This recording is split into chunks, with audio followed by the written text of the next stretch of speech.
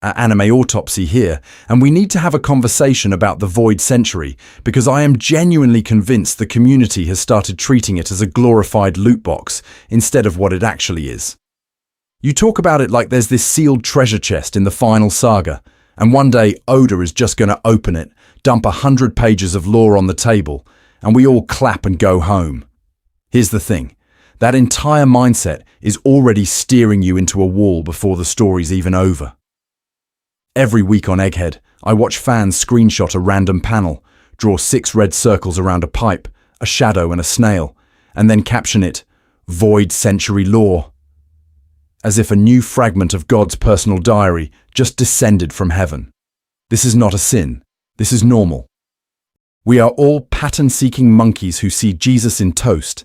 I am absolutely including myself in that category. But I need you to sit down. I need you to take a breath. Because most of the time, what you're calling brand new Void Century info is not new at all. It's the continuation of a sentence Oda started writing in Chapter 1. The Void Century is not an empty hole in the timeline waiting to be patched with a lore dump. It is a story you have been reading, slowly, painfully, for 25 years. When Ohara tells you the poneglyph language was a deliberate survival mechanism, that is not trivia. That is an author showing you that the people of that era knew they were going to lose and planned for you, the reader, to hear them anyway. When Skypiea casually links Shandora's ruins, Poseidon, and a global ancient alliance, that is not a side quest. That is a flashback with the pictures torn out, forcing you to reconstruct the Void Century from echoes. And listen to me, I say this as someone who has spent an embarrassing amount of adult life rereading One Piece with spreadsheets open, trying to decide whether I'm a serious critic or just a raccoon who learned to use Ctrl+F. The problem is not that the Void Century is missing. The problem is that we've been trained to look for it in the wrong category of storytelling. We keep waiting for exposition when Oda has been doing foreshadowing and structural mirroring instead. Joy Boy's failed promise to Fishman Island? That's not backstory. That's a rough draft of Luffy's future. The ancient kingdom's ideals, allies, enemies, even its weird relationship with technology, are being reenacted by the Straw Hat crew in real time. Every time the world government censors an island, burns a library, or erases a name, the author hands you another negative space silhouette of what actually happened. So no, you are not a passive audience waiting for a history lecture. You have been misreading an ongoing history book disguised as an adventure manga, and in the rest of this video, I'm going to show you how to read it correctly. The fandom lost the plot on foreshadowing, and it's ruining the conversation. And here is where the conversation in the community completely falls apart. Because the moment you say, hey, you've actually been reading the Void Century this whole time, half the comments section turns into a foreshadowing compilation thread. Every recurring symbol, every reused panel, every SBS fart joke becomes 500 IQ Oda planned this 25 years ago. You post 2 screenshots with a vaguely similar pose, and suddenly it's evidence in a conspiracy trial. Listen to me. We need to talk about how the word foreshadowing has been absolutely nuked of meaning in this fandom. Foreshadowing has become the duct tape term. You see a sun motif? Foreshadowing. Someone smiles in a wide panel? Foreshadowing. A gag about rubber in an SBS? Clearly intentional Joy Boy endgame planning. I need you to sit with how insane that is for a second. Here's the thing. Not every grin in Chapter 1 was Oda secretly telling you, psst, this kid is Joy Boy reincarnated, and his fruit is secretly a god model. Sometimes a smile is just a smile. Sometimes a sun is just an aesthetic preference from an author who draws round happy shapes. When fans insist Oda had Joy Boy's exact identity, the Nika fruit retcon, Gear 5's Looney Tunes physics, all perfectly planned the moment he sketched Luffy's first panel, they're turning normal, flexible writing into a religion. Take the sun motifs. Yes, there is real, intentional work. The Nika legend on Skypiea's ruins, the slave brand hidden in the sun symbol, the way Fishman Island ties Joy Boy, Poseidon, and the Noah ship into a failed liberation plan. But then the community sees any round, bright thing and goes, "See? Nika? Sunny weather? Nika. A circular window? Nika."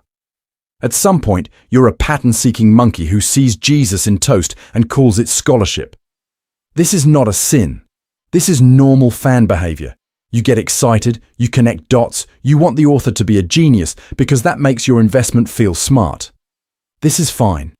The problem is that when every coincidence, every reused idea, every retroactive connection gets dumped into the same category as actual documented planning, you lose the ability to tell what Oda is really doing with the Void Century. And that matters here more than anywhere else. If you can't distinguish between genuine foreshadowing, retrofitting, and simple thematic mirroring, you literally cannot see how this missing history is being written. You start crediting omniscient 4D chess, where the real craft is Oda, doing brutal weekly serialization, adjusting pacing, moving reveals, and still keeping a pre-written endgame intact. You erase the skill by pretending it's magic. So in the next part, I'm going to do something a little rude to the community. I'm going to rip apart the lazy foreshadowing takes, sort them into a sharper 3-part framework, and once we do that, the Void Century stops being fog and suddenly snaps into focus. What you signed up for, 2 hours of receipts, not vibes. So, yeah, you saw the timestamp. This is not a cute 12-minute theory where I wave my hands over a few panels and call it a day. This is a feature-length breakdown. This is you accidentally put on a commentary track territory. If you're still here, you're in the I actually want to understand this camp, not the I watched a TikTok and now I know the Void Century camp. So I need you to hear the thesis clean, once, before we drown in receipts.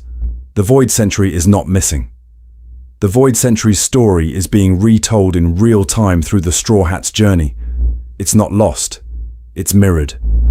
Every time Luffy sails into a new island and tears down some rigged system, you're watching a low-resolution rerun of what the Ancient Kingdom did, what Joy Boy tried, and what the world government destroyed. To prove that, we need to do this in an actually disciplined way. Step 1. Vocabulary rehab. We're going to separate 3 categories: genuine foreshadowing, retrofitting, and the pre-written structural mirroring Oda is obsessed with. Because here's the thing, if you throw every coincidence, every reused pose, every "this panel kind of reminds me of that panel" into the foreshadowing bucket, the word stops meaning anything. The community does this constantly. This is not a sin. This is normal. Your brain is a pattern-seeking monkey that sees Jesus in toast. So first, I'm going to slow us down and say, no. This one is retrofitting. This one is thematic echo. This one is Oda executing a plan he had in the notebook before Chapter 1. We're going to build that framework with boring grown-up stuff. Publication order, author comments, SBS answers, and what he has outright confirmed was planned. Then, once we've got those categories, we go arc by arc and test them against the Void Century. That means O'Hara isn't just tragic backstory for Robin. It's proof the people of the Void Century expected to lose and built a language as a survival mechanism. Skypiea stops being filler in the sky and becomes evidence of a global ancient alliance when Shandora's poneglyph casually links Poseidon and the Void Century. Fishman Island? That's Joy Boy's failed promise, and the Noah sitting there as a structural mirror of Luffy's current promise to free the fishmen. Dressrosa, Wano, Egghead, each one gets run through the same grinder, and method matters. I'm not going to just hold up 2 panels and go, see, same hat, therefore ancient kingdom. We walk through when each chapter dropped, what Oda was talking about in interviews at the time, how the in-story terminology evolves, and then we classify, was this intentional foreshadowing, a later retrofit, or a piece of that pre-written mirror structure? If we don't do that, every Void Century argument collapses into vibes. You get power scaling level nonsense where feels right counts as evidence. This video is explicitly not doing that. We're building a legal case. And when we're done, you'll either agree the Void Century has been on the page since East Blue, or you'll at least know exactly which step of the reasoning you want to fight me on. Next, we start with the vocabulary surgery. Then we aim it straight at Joy Boy and Luffy. 3 words you keep mixing up: foreshadowing, retrofitting, pre-writing. So before we start swinging Joy Boy theories around, we need to do some vocabulary surgery on the entire community. Because right now, every time a panel vaguely rhymes with another panel, someone yells foreshadowing and starts printing t-shirts. This is a problem. Not because fans are stupid, but because we're using one word to describe 3 completely different moves. Those 3 moves are foreshadowing, retrofitting, and something Oda does so often, it deserves its own label: pre-writing. I need you to keep those 3 in your head for the rest of this video. That's the whole model. Every Void Century hint, every Joy Boy breadcrumb, every Ancient Kingdom parallel you've ever screen capped is going to end up in one of those 3 buckets by the time we're done. So, first category, foreshadowing. Classical, boring, English teacher foreshadowing. Foreshadowing is when an author intentionally plants information early in a story because they already know the payoff and are aiming at it. The key word there is intentionally. The setup exists because the ending is already sitting in the outline. You hang the gun on the wall in Act 1 because you know who's getting shot in Act 3. You don't discover it later. You don't reverse engineer it. It's a one-way arrow from plan to page. Second category, retrofitting. Here's the thing. Most long serials live here. Retrofitting is when an author takes something they wrote earlier, something that did not have a specific planned meaning at the time, and later assigns it new significance. The panel didn't exist for that payoff. The payoff shows up and hijacks the panel. This is not a sin. This is not bad writing. This is, in fact, how most weekly manga survive past year 5 without collapsing under their own continuity. You grab an old line, an old gag, an old side character, and you stitch it into your new idea so it feels intentional. But then there's Oda, and there's One Piece, and there's this third, nastier thing sitting under both: pre-writing. Listen to me. Pre-writing is not just good foreshadowing. Pre-writing is when the author has already decided the big stuff before Chapter 1 ever hits paper. The ending, the Void Century, the shape of Joy Boy's failure, the will of D, the ancient weapons, the structural role each Straw Hat plays in that history. And then, instead of dropping hints toward a future decision, he's just revealing fragments of a decision that already exists. When Oda does pre-writing, he isn't improvising Joy Boy because Fishman Island felt emotional that week. He's been carrying Joy Boy as a failed promise that Luffy will echo and correct since he designed the entire inherited will spine of the story. He can have Ohara scholars discover the poneglyphs as a deliberate survival mechanism, then years later have Skypia's Shandora stone tie into Poseidon, then years after that reveal Fishman Island's Noah and apology letter, because all of those were on the same invisible outline page. So here's the deal. By the end of this video, you will be able to look at any Void Century hint and say, with a straight face, that's foreshadowing, that's a retrofit, or that's pre-writing. You will not need to be a pattern-seeking monkey seeing Jesus in toast. You'll have a test. And next, we're going to stress test that model on the single most abused word in One Piece discourse: Joy Boy. Chekhov's gun versus weekly hell. Why perfect planning is a myth. So, Joy Boy. The community hears that name and immediately sprints to one of 2 extremes. Oda planned this all in 1997, or he's just winging it and we're pattern-seeking monkeys seeing Jesus in toast again. I need you to slow down. Before we argue about Joy Boy, we need to talk about Chekhov's gun and weekly hell. Chekhov's gun is the clean classroom version of foreshadowing. You've probably heard the quote, "If you hang a gun on the wall in Act 1, it should go off by Act 3. Simple. Elegant. The author intentionally plants an object, a line, an image, because they already know the payoff. The setup exists to serve a future scene. No mess, no ambiguity. The gun is there because someone is getting shot. Now compare that to the actual conditions of a weekly manga. You are cranking out 15 to 20 pages every 7 days for years. You have editors breathing down your neck, reader polls telling you which character the audience suddenly cares about, magazine sales dipping if you slow down, and the constant threat that the series can be axed if numbers drop. This is not a quiet Russian theatre. This is a factory with a fire alarm going off. Here's the thing. In that environment, perfect 20-year planning is a myth. Not because authors don't plan, but because reality keeps punching the outline in the face. Characters get popular and have to stick around. Arcs get stretched or compressed.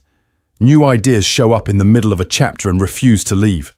If you think an author is mapping every single panel from chapter 1 to chapter 1100 with no improvisation, I need you to touch grass. So what actually happens? You get a hybrid. Some guns are absolutely planned. Laboon and Brook were planned. The Void Century, the Ancient Weapons, the Will of D, those are structural decisions, not vibes. But surrounding those anchors, you have improvisation, retconning, and thematic recycling. An early gag about Kinemon and dragons, later reframed as Wano trauma. Skypia's mantra, later formalized as haki. That's not cheating, that's craft. And this is important. Retrofitting is not a sin. This is not a moral failure. This is normal. In a weekly system, retrofitting is a survival skill. You look back at your own story, you see a loose thread you tossed in 10 years ago, and you grab it. You twist it, you recontextualize it, you assign it new weight so it feels intentional. The reader goes, "Whoa, foreshadowing." But structurally, what happened is closer to creative judo than divine prophecy. Pattern interrupt. If anything, an author who never retrofits is probably wasting material. The manga graveyard is full of dead plot points that could have become brilliant payoffs if someone had gone back and picked them up. So when we talk about Oda, the question is not, did he plan everything from day one? That's a bad question. The better question is, how does he blend planning, retrofitting and pre-writing to tell one story on two timelines? Because if the Void Century is being told through Luffy's journey, then every gun on the wall can be one of three things at once. A planned endgame piece, a retrofit of an old detail, or a fragment from that pre-written history being dropped out of order. And that brings us back to Joy Boy, because Joy Boy is where all three categories collide at once. What real foreshadowing actually looks like, and why Oda uses it sparingly. Joy Boy is where all three categories collide, which is exactly why we need to slow down and get really boring for a second. Before we accuse Oda of 400D chess on the Void Century, we need a strict, unsexy definition of foreshadowing. Here's the thing. Foreshadowing, in the classical sense, is not "this panel vaguely reminds me of that panel." Foreshadowing is when an author intentionally plants a specific setup because they already know the exact payoff. Not the vibe, not the general direction, the exact scene, the exact reveal, the exact function in the story. The setup is a clue whose full meaning only snaps into focus once that pre-planned moment hits. So, simple example outside One Piece so nobody starts fighting in the comments. Chapter 1. A character coughs during a conversation. It's brushed off as a cold. Maybe the narration even undercuts it, makes a joke, moves on. But the author already has chapter 50 outlined where that same character collapses, gets diagnosed with a terminal illness, and that illness forces the protagonist to confront their fear of loss. The cough is not sickness imagery. The cough is a precise early marker for a specific, already designed plot turn. If the author didn't know it was terminal in chapter 1, if they just thought, drama later, and only in chapter 40 decided, actually it's cancer. That is not foreshadowing. That's retrofitting. This is not a sin. This is fine. This is normal. Most serial storytelling swims in that grey area. Now, when we go back to One Piece with that standard in mind, some examples are so clean they're basically tutorial level. Shanks losing his arm to save Luffy and betting on the new era is not vague theming.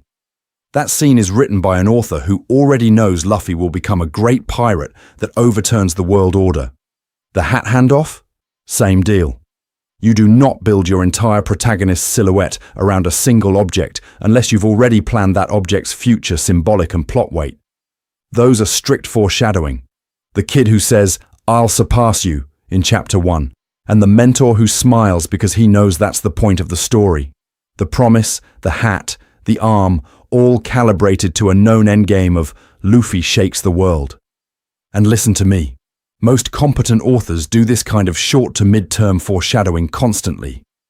It's storytelling 101. You set up rivalries, traumas, mysteries, because you already know the next arc or two. You don't need a conspiracy corkboard. You need a notebook and a functioning brainstem.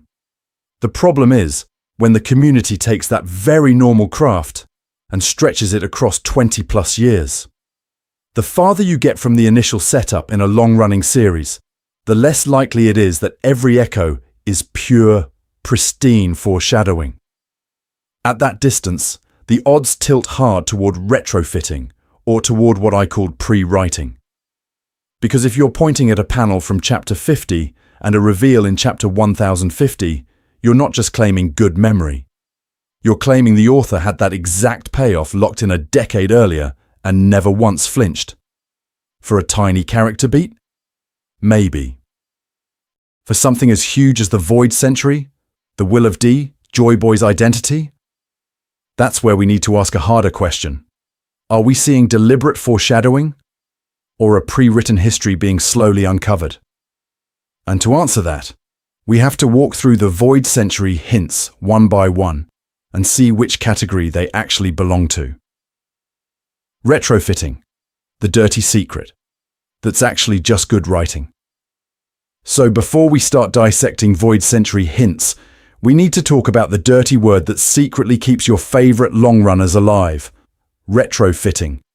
Because if you go into this with a fairy tale idea of foreshadowing, you're going to misread half of what Oda's doing and crown him a time-traveling octopus god. Here's the thing. Retrofitting is not just making stuff up later. Retrofitting is when an author looks back at something they wrote earlier, something that maybe had a vague or totally different purpose at the time, and then assigns it a new, more specific meaning that plugs into the current plan. The panel doesn't change. The line doesn't change. The intention behind it changes. The author reaches back and says, "Oh, that random detail? That was actually about this." You've seen this 1,000 times. A side character shows up early, does a gag, maybe has a cool design, and then disappears. The fandom latches onto them because we are all pattern-seeking monkeys who see Jesus in toast and wife material in any character with asymmetrical bangs. Sales spike when they appear. Fan mail pours in. Suddenly the author goes, "Okay, you win," and brings them back. But now they're not just a joke. Now they're the lost heir of a fallen kingdom, or the secret apprentice of a villain, or the missing link in some ancient prophecy. That is retrofitting. The author didn't have a 12-page document about this person in chapter 3. They had weird dude, funny hat. Then, years later, they retrofit a backstory that connects that hat to an ancient tribe, to existing lore, to the main conflict. The early appearance becomes retroactive foreshadowing, but only because the author welded new meaning onto old material. And I need you to hear this clearly. This is not a sin. This is not bad writing. This is, in fact, how most serial storytelling survives past Volume 3. It only becomes a problem when the retrofit feels forced, contradicts hard facts we already have, or snaps the emotional logic. If you tell me the goofy side character has secretly been a tragic mastermind, but nothing in their past behavior supports that, my brain ejects the disc. In long-running manga, retrofitting is how you turn a 5-year plan into a 25-year epic without the whole thing collapsing under its own weight. Editors change. Magazines change.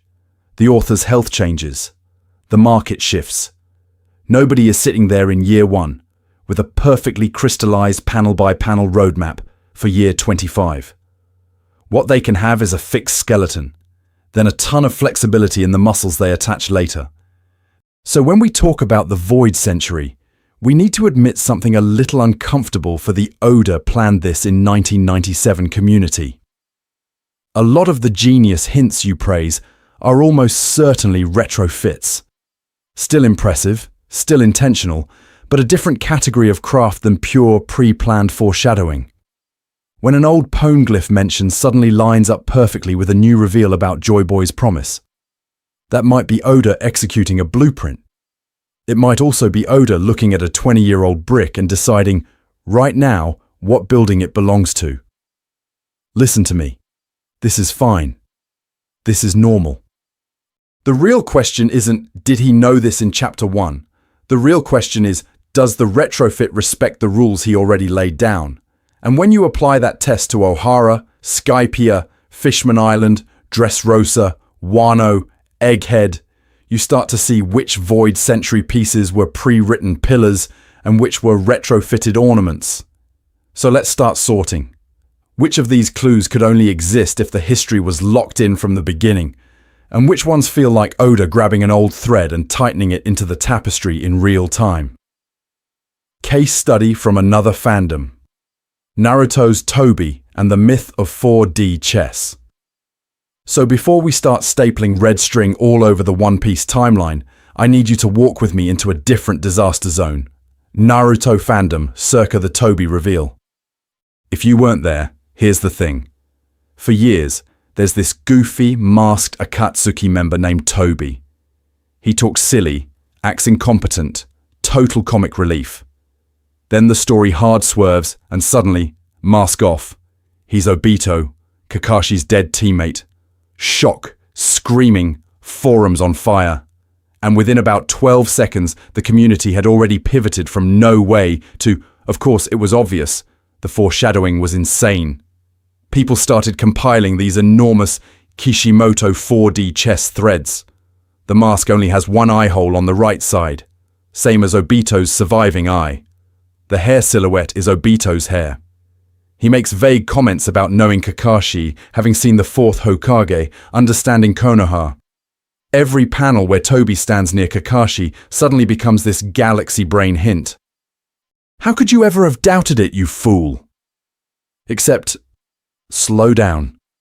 When you re-watch it without the answer key in your hand, most of those hints are just design choices and generic villain lines. A spiral mask is a cool mask. Spiky dark hair is half the cast. I know that guy is standard ominous dialogue.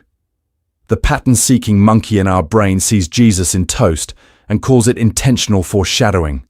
This is normal. This is fine. But it's not proof of a master plan from Chapter 1. And then you look at the author side. Kishimoto has been pretty open in interviews that Toby's identity shifted during planning. At one stage, he really was just Madara. At another, he was a kind of Madara proxy. The exact Obito twist coalesced partway through Shippuden, not during Kid Naruto running around with a frog wallet.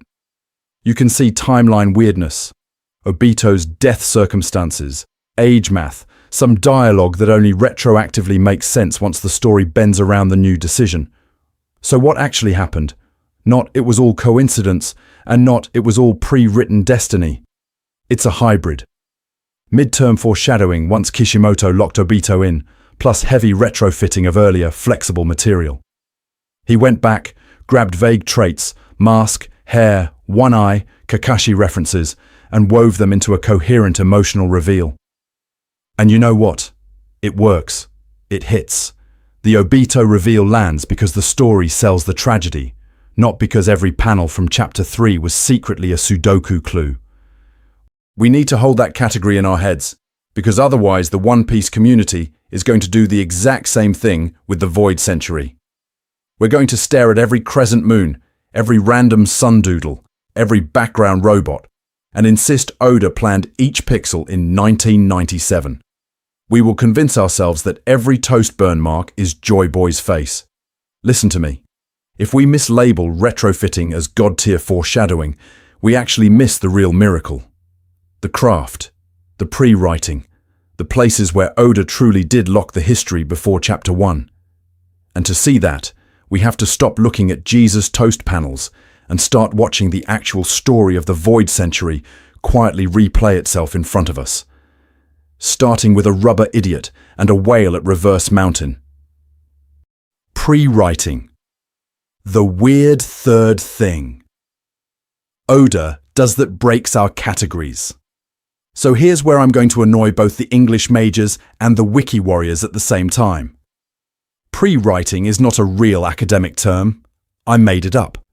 This is not in your narratology textbook, your screenwriting manual, or your favorite How to Write Manga blog. But listen to me. It fits what Oda demonstrably does across decades of serialization better than any existing category we have. And if we don't name it, we keep mislabeling the Void Century as some mystical missing chapter instead of what it actually is. When I say pre-writing, I'm talking about an author who builds thematic roles, structural patterns, and world-scale conflicts in advance, without handcuffing themselves to every microscopic detail. The ending is planned. The core mysteries are planned. The skeleton of the world is planned. But the exact name of the island, which side character delivers the speech, whether it's a giant robot or an ancient tree that embodies the theme, that can float for years. The commitment is to the slot, not the specific puzzle piece. That's the difference from foreshadowing. Foreshadowing is when you already know this guy is the traitor, so you plant the nervous glances and the weird paneling in Chapter 30. Pre-writing is when you decide, before Chapter 1, this story needs a traitor in the inner circle at roughly this phase of the journey, and you leave an empty seat at the table. You write toward that vacancy. You let the narrative tell you which character naturally drifts into it. The setup isn't a hint at a future decision. The setup is a fragment of a decision that was already made, with some variables left blank. Now scale that up to a whole erase century. Oda seems to have pre-written the Void Century as a template that Luffy's era will rhyme with. Not a detailed wiki page, but a rough draft of a liberation story, a free-spirited kingdom, a coalition of oppressed peoples, a technological leap, a catastrophic defeat, a will that survives through text and blood. Then, as we move into Endgame, he starts slowly filling in the proper nouns. Joy Boy, Nika, the ancient kingdom, the poneglyph language that was intentionally designed to outlive genocide. Here's the thing. That means Joy Boy's story isn't just backstory. It's a structural prototype. Fishman Island doesn't just tell you about an apology from 800 years ago. It hands you the blueprint Luffy is currently succeeding at where Joy Boy failed. Ohara isn't just tragic flavor. It's the moment the narrative tells you outright that the people of the Void Century expected to lose and pre-wrote their own survival into indestructible stone. Pattern interrupt. What if the Void Century is the B-plot and the real-time adventure is the flashback? I need you to sit with that for a second, because this is where the rest of the video is going. We need to walk arc by arc and watch how Oda pre-writes the Void Century into the present first. Skypiea, Dressrosa, Wano, Egghead. Then only later slaps the label Ancient History on what you've already experienced. By the end, the Void Century won't feel missing at all. It'll feel uncomfortably familiar. The big claim. The Void Century is a mirror, not a flashback. So here's where I'm going to say the quiet part out loud, and I need you to not click away. The Void Century is not a missing flashback. It is not a block of lost chapters Oda is saving for a dramatic lore dump PowerPoint at the end. The Void Century is the story you've already been reading, retold in the present tense. Listen to me. The core thesis here is brutally simple. The ancient war, the fall of the ancient kingdom, Joy Boy's failure. That entire saga is being structurally mirrored by Luffy's era. The Straw Hats are not just adventuring. They are unconsciously reenacting the key beats of an old conflict with different outcomes. Joy Boy is the rough draft. Luffy is the revision pass. This is where we need to talk about narrative mirroring. Not foreshadowing in the cute hat in Chapter 3, payoff in Chapter 900 sense, but a much nastier, more intentional category. Oda builds present-day arcs that echo, invert, or outright correct events from the Void Century.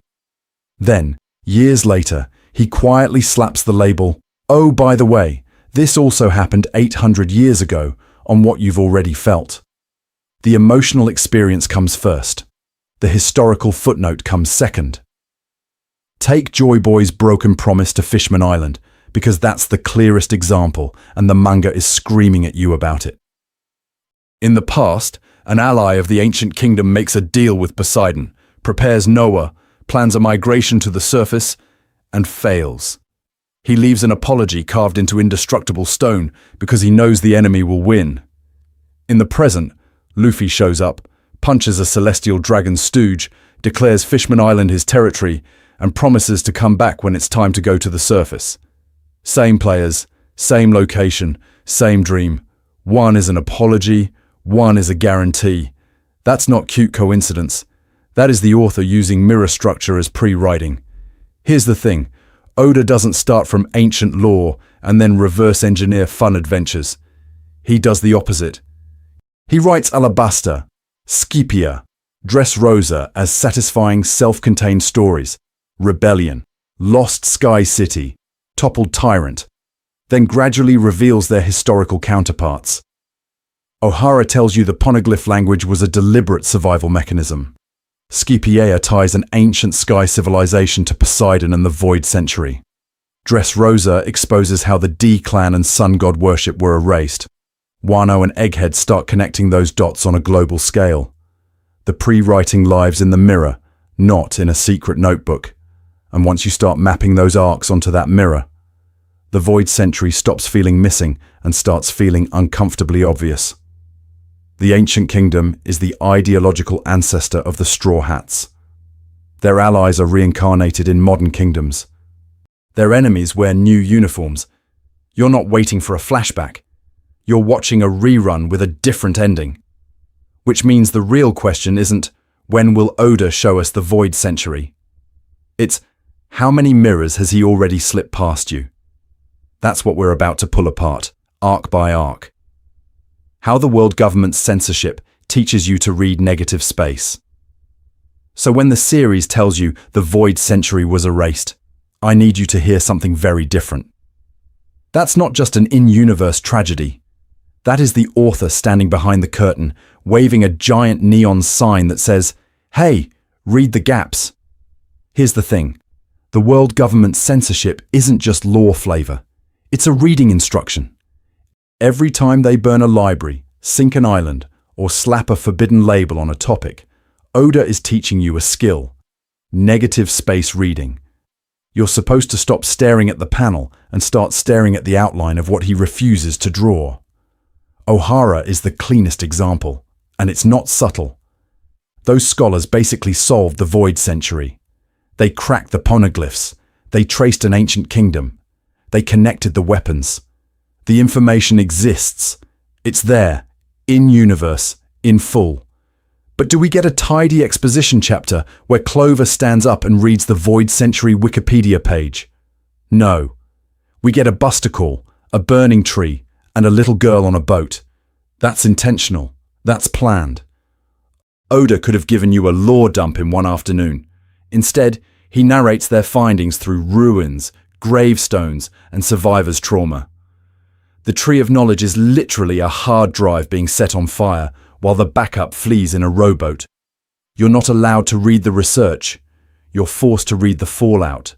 And because the community is full of pattern-seeking monkeys who see Jesus in toast, this creates a problem and a gift at the same time. The problem: we start calling every rock on a cover page Void Century foreshadowing. The gift: Oda has engineered a reader base that is trained to interrogate absence. When a topic becomes taboo in universe, that's your cue. The Void Century isn't off-screen, it's just off-limits to the characters. This is why Robin's perspective matters so much. You are structurally locked into her epistemology. She doesn't get a clean textbook either. She gets fragments. A Shandora poneglyph in Skypiea muttering about Poseidon, a stone in Fishman Island apologizing to a princess from 800 years ago, rumors in Dressrosa about erased D-clans and scrubbed sun god worship. She's assembling a war crime jigsaw puzzle with half the pieces burned. And you're doing the same thing. You learn to treat every forbidden text, every blank century on a timeline, every "that's classified" from a Geoise as deliberate framing. Not an omission, a pointer, foreshadowing through censorship. When the story censors itself, that is the story. This is not a sin. This is not bad writing. This is in fact how most long-form mystery storytelling survives without collapsing under its own law. You don't show the answer, you show the shape of the cover-up. Oda just bakes that into the political system, which means if we want to read the Void Century, we need to follow the scorch marks. We're going to trace the arcs where censorship collides with survival mechanisms. O'Hara's books, Shandora's stone, Fishman Island's promise, Wano's closed borders, and see what picture emerges when you connect the burn sites. Because once you do that, something nasty appears in the negative space. And the next arc we're about to dissect is where that silhouette stops being abstract and starts pointing at specific names. East Blue as prototype. The ancient kingdom in miniature. And the first time that silhouette stops being abstract is not O'Hara, not Enies Lobby, not even Marie Joie. It's East Blue. I need you to sit with that for a second, because I know what the community reaction is here. East Blue is the simple starter zone, the tutorial C, the place where the author hadn't figured out the real story yet. This is the default take. This is normal. But it's also completely upside down if you're actually paying attention to how Oda builds his political and moral structure. Here's the thing. East Blue is a diorama of the Void Century War, shrunk down so you don't notice you're already reading it. Every island is a pocket-sized version of a global problem. Shellstown is a military base turned personal fiefdom. Syrup Village is a quiet suburb being quietly gutted by a hidden aristocrat. Arlong Park is a colonized region under a racist warlord. You're not just watching random adventures, you're watching the same core conflict play out at toy scale. And Luffy's pattern in that space? It's surgical. He arrives in an oppressed community. He identifies the local tyrant who has fused personal power with institutional backing. He topples that tyrant. Then he sails away and refuses to rule the place he just liberated. That's Shellstown with Morgan, Syrup with Kuro, Arlong Park with Arlong. That's also, structurally, what an ancient Joy Boy figure would do on a planetary stage. The only difference is scope. Notice who keeps showing up around those tyrants. The Marines. Not cartoon villains, not secret revolutionaries. Institutionally complicit middle managers. You get Kobe and Helmeppo as your not all Marines disclaimer. But the system that promoted Morgan, that tolerated Nezumi taking bribes from Arlong, that let Kuro fake his death and walk away. That system is doing PR for oppression. That's your early mirror of how the world government can co-opt a war, sanitize its own role, and then sell you a heroic founding myth. Pattern interrupt. This is where most fans yell, foreshadowing, and call it a day. But listen to me. This isn't cute coincidence. This is intentional pre-writing. Oda is building the moral template first. What liberation looks in practice. What corrupted authority looks in practice. So that when you finally hear the ancient kingdom fought the world government and lost, you already know which side you were on from chapter 1. And sitting dead center of that template is the Straw Hat crew. A swordsman from a rival dojo culture, a thief navigating class and gender, a liar chasing a pirate fantasy, a disgraced chef from another sea. Different races, different traumas, different dreams, voluntarily uniting under one captain whose only consistent policy is more freedom for everyone. That is a prototype ancient kingdom. A coalition, not a monoculture, bound by shared ideals rather than blood or nation. We need to stop treating East Blue as baby's first arc and start treating it as the ancient kingdom in miniature. Because once you see that, The next seas stop being random detours and start reading as escalation. What happens when that same prototype slams into bigger institutions, bigger cover-ups, and the first literal fossils of the Void Century, which is exactly where we're going next. Alabaster, your first lesson in reading poneglyphs and war propaganda. And the first big fossil Oda hands you is Alabaster. I need you to stop treating that arc as Crocodile's cool desert vacation and actually read what's on the table. You've got a kingdom being destabilized from the inside, a warlord running a proxy operation, and a civil war engineered to look like spontaneous internal collapse. On paper, it's the people rose up against a failing monarchy. In practice, it's one guy with a government-licensed stress-testing regime change, that gap between appearance and design. That's our first tutorial on how the Void Century works. Because here's the thing, Alabaster isn't just about Baroque works and dance powder. It's a controlled experiment in historical framing. To the average citizen, this is a domestic crisis. To you, with the camera pulled back, it's external manipulation wearing a local mask. 20 nations rising up against one ancient kingdom plays a lot cleaner if you can file it as necessary intervention instead of coordinated hit job. Alabaster is that narrative in miniature, running in real time. And right in the middle of that, Oda drops Nico Robin. The community treats her entrance as, wow, hot assassin with cool powers. This is fine. This is normal. But watch how she actually behaves around the poneglyph. She is not awed. She is not praying. She is not treating it as a magic rock. She walks up, reads it, and reports. It's a document. It has authors. It has intent. It's literally a history book carved into stone because paper can be burned and people can be erased. That alabaster poneglyph turning out to be about Pluton is the real punch. Up to that point, a reasonable fan could assume these stones are recording random old trivia, some flavor text about forgotten kings. Instead, first one we actually see read in full.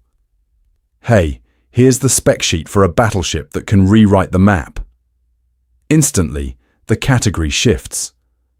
Poneglyphs are not lore collectibles. They are war records. They are the surviving minutes of a world-scale conflict that had to be hidden so thoroughly the winners criminalized literacy. This is where Oda quietly pre-writes the Void Century's stakes. You get weapons capable of reshaping the world, texts that outlived their civilization, and a kingdom caught in the crossfire of forces its citizens don't even know exist. Sound familiar? That's not a coincidence. That's architecture. The author is telling you very calmly that when we finally open the black box of that 100-year gap, the contents are going to be geopolitical, not mystical. And we need to separate the layers here. The existence of poneglyphs and ancient weapons? That's straightforward foreshadowing.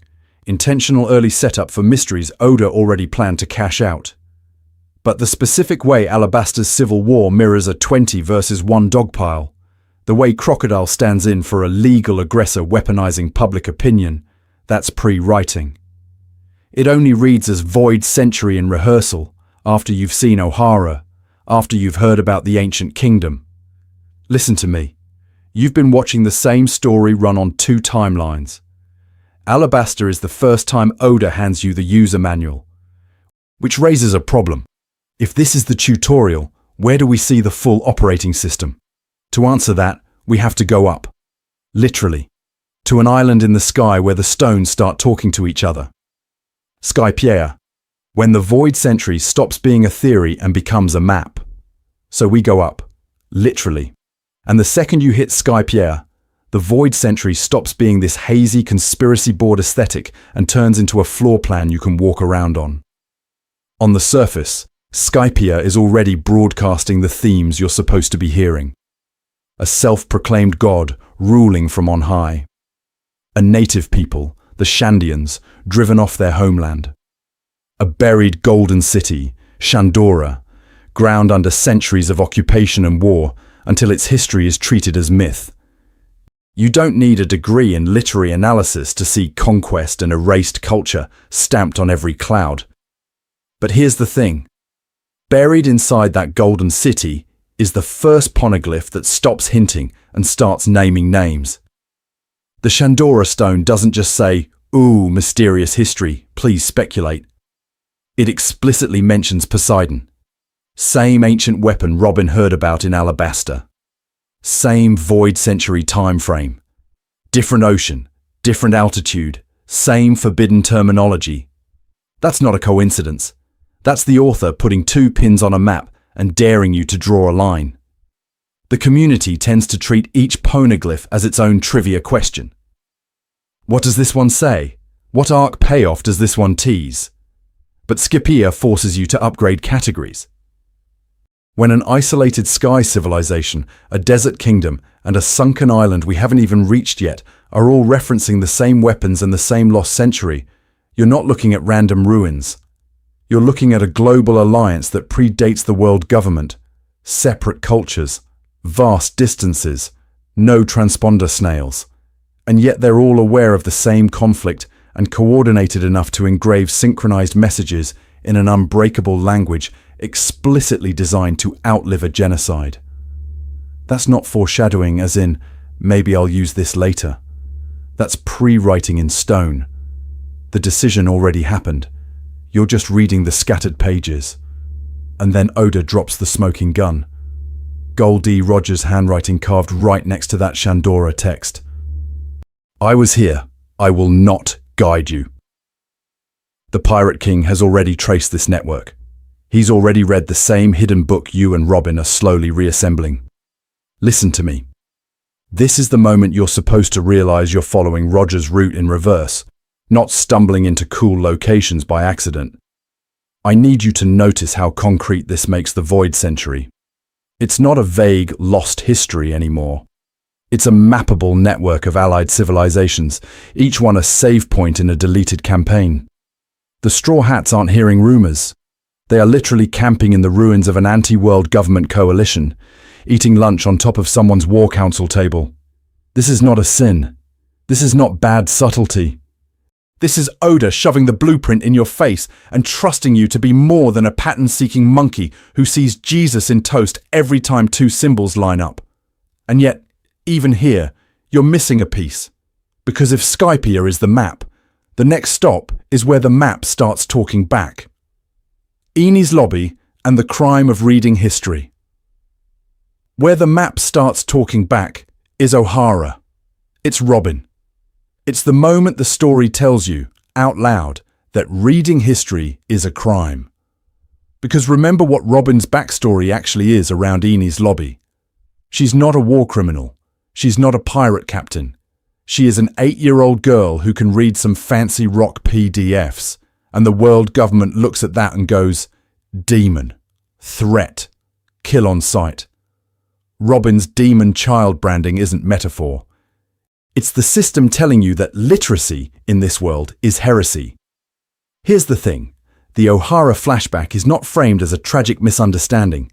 It's not, oh no, the Navy got bad intel, oopsie genocide. The Buster Call is paperwork. It's protocol. It's a deliberate, systemic decision to erase a category of knowledge. Anything that could reconstruct the Void Century. The scholars don't have a weapon. They have books. And the response is, annihilate the island, salt the earth, shoot the survivors, and then lie about it for 20 years. I need you to sit with how on the nose that is. The crime of O'Hara is not rebellion. It's research. The problem is not that they're plotting to overthrow the celestial dragons. The problem is that they discovered the poneglyph language was a planned survival mechanism from the Void Century itself. The people of that era knew they were going to lose, so they encoded their story in indestructible stone. Robin's literacy means she can read the operating manual the ancient kingdom left behind. The world government cannot read it, so their only countermeasure is to make reading itself illegal. That's the irony Oda is screaming. Robin isn't dangerous because she'll blow up an island. She's dangerous because she can finish a sentence someone else started 800 years ago. Her crime is literally literacy. And in a series obsessed with inherited will, that's not subtle foreshadowing, that's a siren. And then Eni's lobby happens. On the surface, it's a rescue arc. Save the crewmate, burn the flag, punch the government dog. This is fine. This is normal shonen storytelling. But watch what's actually being declared. When Luffy orders Sogeking to shoot down the world government flag, that is not just, we're enemies now. That is the Straw Hats, who still have no clue what the Void Century even is, unconsciously declaring war on the censorship apparatus that buried it. They are siding, in public, with the girl whose only sin is wanting to read. Listen to me. That's pre-writing. Oda is making the emotional stakes of history reading personal. Robin's life, her right to exist, long before you fully understand the political stakes, which are the ancient kingdom's ideology versus the celestial dragon's regime. You feel the terror of a child hunted for knowing too much before you can name Joy Boy or Emu. So by the time you reach later arcs and start piecing together the Void Century, your brain has already been trained. History is not trivia. History is life or death. Which means the next time the story shows you someone poking at forbidden history, you already know exactly how dangerous that page turn really is. And the next time isn't Ohara. It's a golden city in the sky that shouldn't exist at all. Ohara. Proof the Void Century was expected to be lost. And then Oda rips you back down from the clouds and drops you in a library that's already on fire. Ohara isn't just a tragedy. Ohara is Oda walking up to the fandom, slapping the table and going, "You realize the Void Century is solvable, right?" Because when you actually list what those nerds pieced together before the Buster Call, it's insane. They had the name Ancient Kingdom. They had the broad conflict with the 20 kingdoms that became the world government. They had tracked poneglyphs across the globe and started reconstructing an entire erased era from scattered stone blog posts. This is not the image of some foggy, unknowable myth. This is a research project that was 1 or 2 arcs away from a PowerPoint on Imu. Here's the thing. The crucial discovery at Ohara isn't just there was a lost kingdom, it's that the language on the poneglyphs is artificial, a constructed script, a dead language that never died because it was never alive in the normal way. The authorial intent in-universe is screaming at you. Someone in the Void Century sat down and said, "Our story will be deleted. We need a format they can't burn." That is not a mystery accident category. That is planned martyrdom. They didn't just carve their history. They encrypted it into the one medium the future tyrants couldn't casually erase. You can torch books. You can censor newspapers. You can execute scholars. You cannot quietly throw away a skyscraper-sized, indestructible rock. And that reframes the entire Void Century. We're not dealing with oops, history got lost, tragic but random. We're dealing with a civilization that saw the end coming, understood they would lose, and pivoted their final century of storytelling into a message in a bottle campaign aimed at people they would never meet. That's not vibes. That's intentional writing strategy from within the world. Now plug Joy Boy into that. Fishman Island tells you his apology to Poseidon is on a poneglyph, not in a diary, not in some oral tradition. On the same medium the ancient kingdom used as their black box. Why? Because he's part of the same project. Joy Boy is not just a goofy failed hero. He's a named participant in the "we're going to lose, so we're talking to the future" initiative. I need you to sit with that. Joy Boy's failure is preserved in the one format designed to outlive censorship.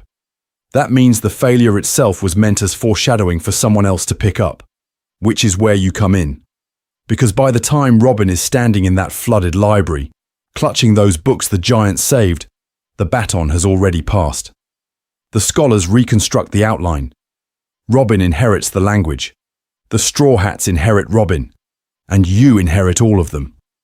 By following this crew, by obsessing over panels, by being a pattern-seeking monkey who sees Jesus in every poneglyph, you are literally doing what the ancient kingdom designed the future to do. We need to stop talking about the Void Century as missing lore.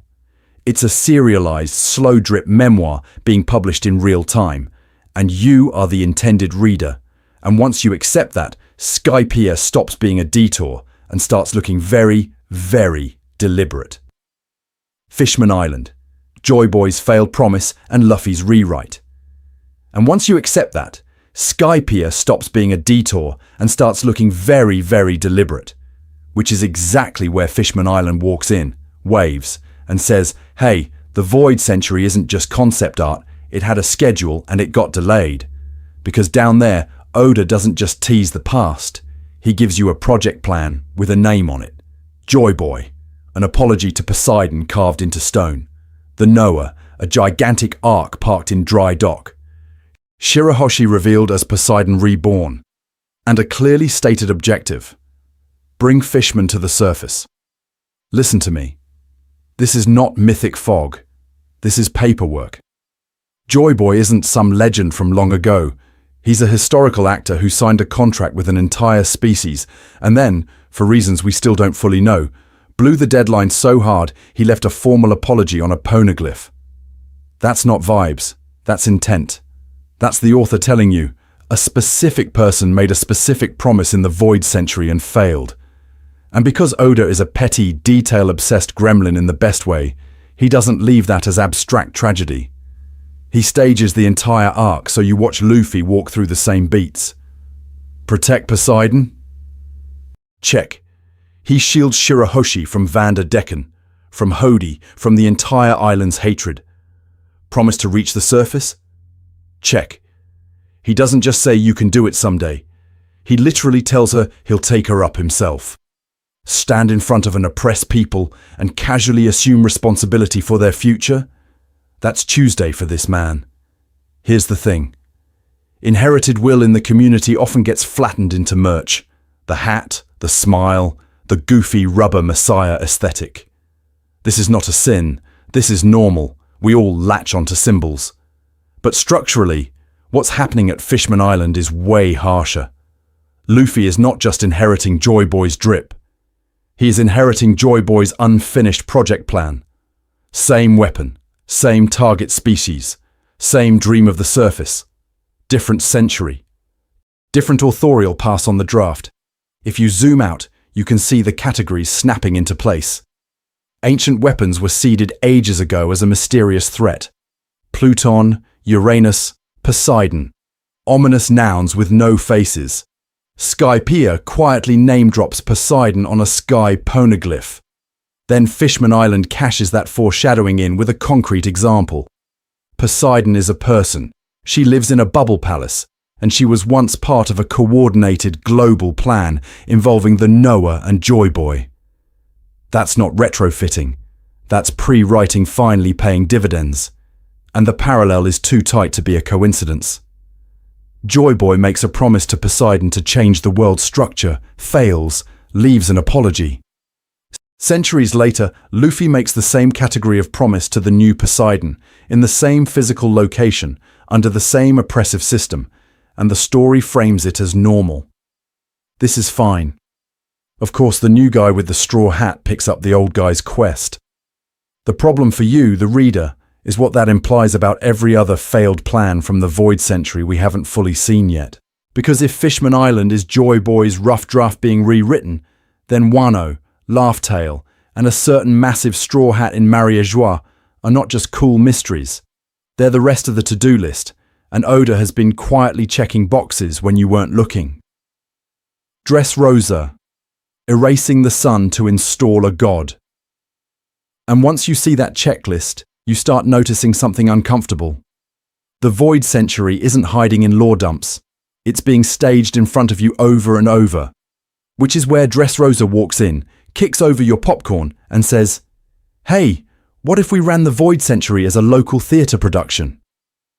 Dressrosa is Oda taking the big, abstract idea of history erased by the victors and shoving it into one kingdom so you can't wiggle out of it. Doflamingo doesn't just conquer a country, he rewrites its save file. He frames King Riku in a single night, forces him to slaughter his own people under manipulation, then broadcasts that edited horror reel as the official narrative. 10 years later, the community hates the man who actually tried to save them and worships the man who literally puppeteered their massacre. That's not just villainy. That's a tutorial for how the world government operates. Here's the thing. Oda doesn't stop at politics. He goes for religion. Dressrosa's past is drenched in sun motifs. Dwarves worship a fairy tale hero, and you have that giant colosseum built around blood sport and spectacle. Then, in the background, you get the quiet reveal that this region used to venerate a Nika-style sun god before the Celestial Dragon's Order became the only acceptable heaven. The sun gets downgraded to a toy factory logo. The god you're allowed to fear now sits in Marineford. Listen to me. That is not accidental set dressing. That is intentional foreshadowing of a world where an entire ideology got swapped out.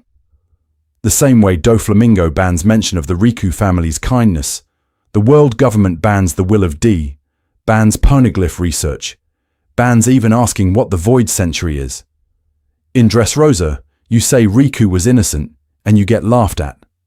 On the global scale, you say D out loud in the wrong room, and you disappear. We need to be honest about what category of storytelling this falls into. This isn't random coincidence. This is the author running a smaller simulation of the ancient kingdom's fall. A ruling family that actually cares about its people is overthrown. Their symbol set, sun, freedom, toys that represent joy, gets twisted or buried. A new truth is installed. Riku the tyrant, Doflamingo the savior. Now zoom out. Ancient kingdom the threat. World government the bringer of peace. See the problem? Pattern interrupt for your brain. You weren't just supposed to be mad at Doflamingo. You were supposed to rehearse hating the world government's version of history. Oda is training your emotional reflexes. When you watch toys turned into slaves, when you see an entire population gaslit into thanking their abuser, your gut response is, burn this narrative to the ground. So when the manga finally presents the ancient kingdom's side, you don't sit there as a neutral judge. You walk in already primed to distrust the official story. I need you to remember that feeling, because Dressrosa isn't the only rehearsal. It's one movement in a longer symphony of erased gods and censored centuries, and the next arc on that sheet music pushes the pattern even harder. Wano, the closed country that remembers too much, and that next movement is Wano, which the community keeps treating as a samurai detour when it's basically a Void Century diorama someone forgot to dust. Wano is a country that never signed the world government contract, never paid the Celestial Dragon subscription fee, and yet somehow didn't get O'Hara'd off the map. That already puts it in a separate category of nations. It's not just closed in the cultural sense, it's quarantined history. The road poneglyph is there. The family that carved the poneglyphs is there.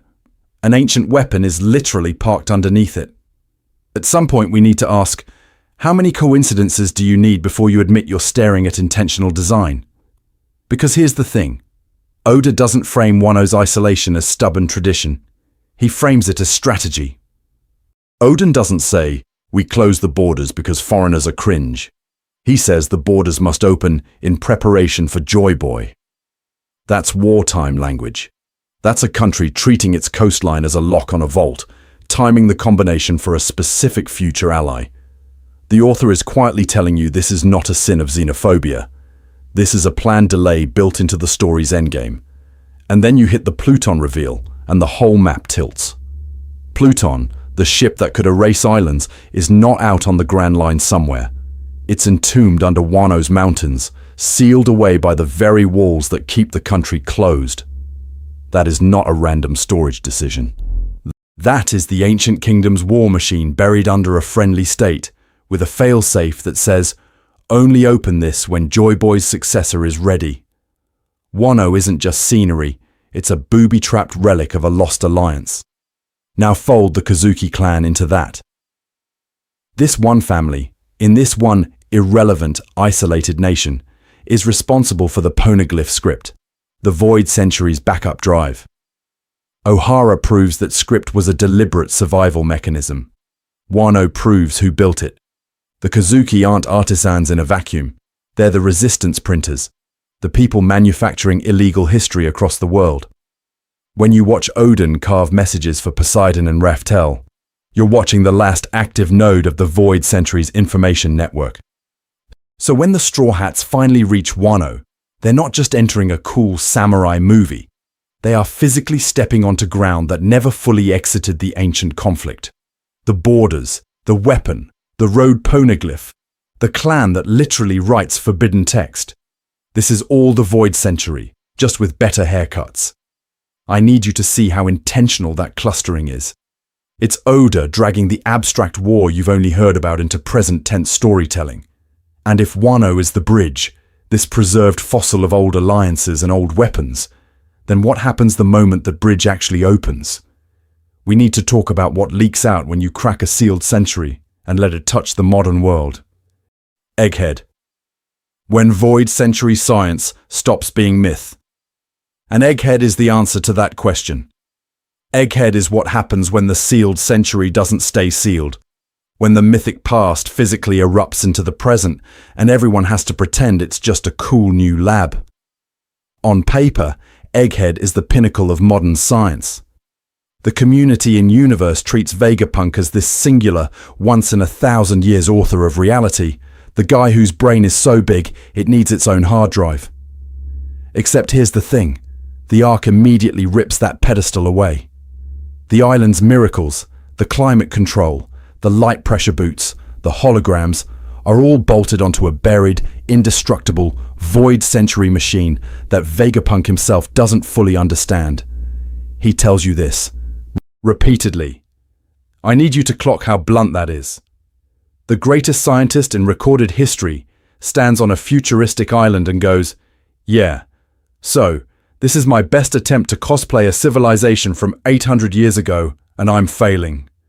His lasers are knockoffs of ancient kingdom tech. His energy research is chasing a power system those people already solved. Even his beloved Mother Flame is framed as a dangerous partial recreation of something the ancient weapons ecosystem did on purpose. And that's the word, ecosystem. Our fandom has this bad habit of treating the ancient weapons as a separate category.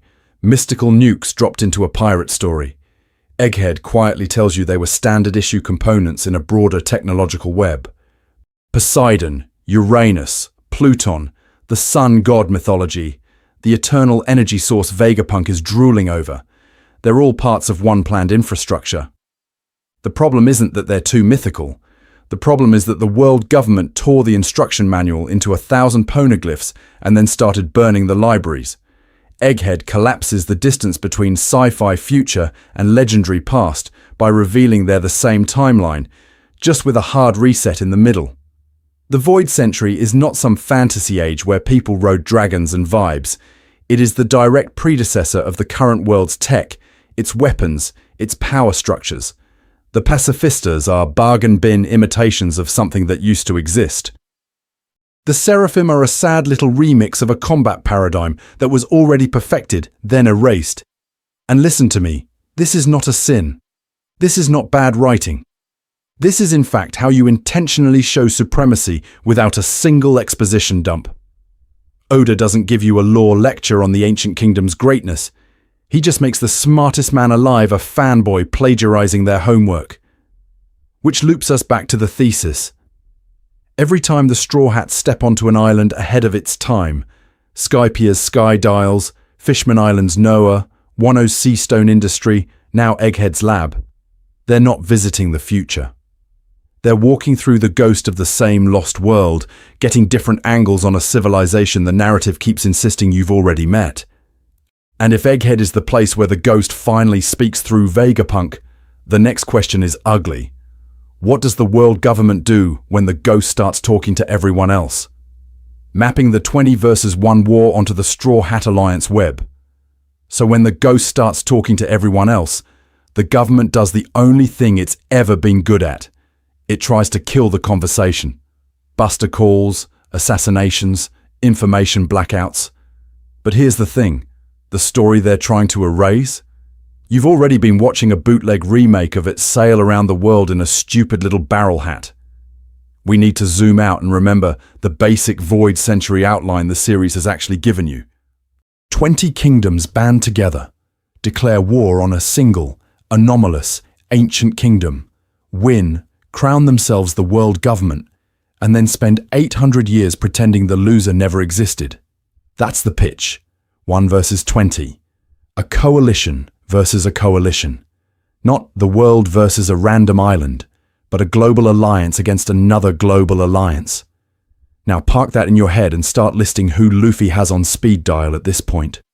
Alabasta owes him its monarchy. Fishman Island literally swore to back him in the coming war. The Minks call him their savior and fought under his flag at Onigashima. Wano opened its borders on the promise of his return. He's got giants from Elbaf as future drinking buddies, a Revolutionary Army commander as his sworn brother, former warlords, ex-CP agents, gladiators, samurai, doctors, kings, and actual gods of weather and sea riding his wake. This is not a he's just a friendly guy problem. This is a structural storytelling problem, because those alliances cut straight across every boundary the world government is built on.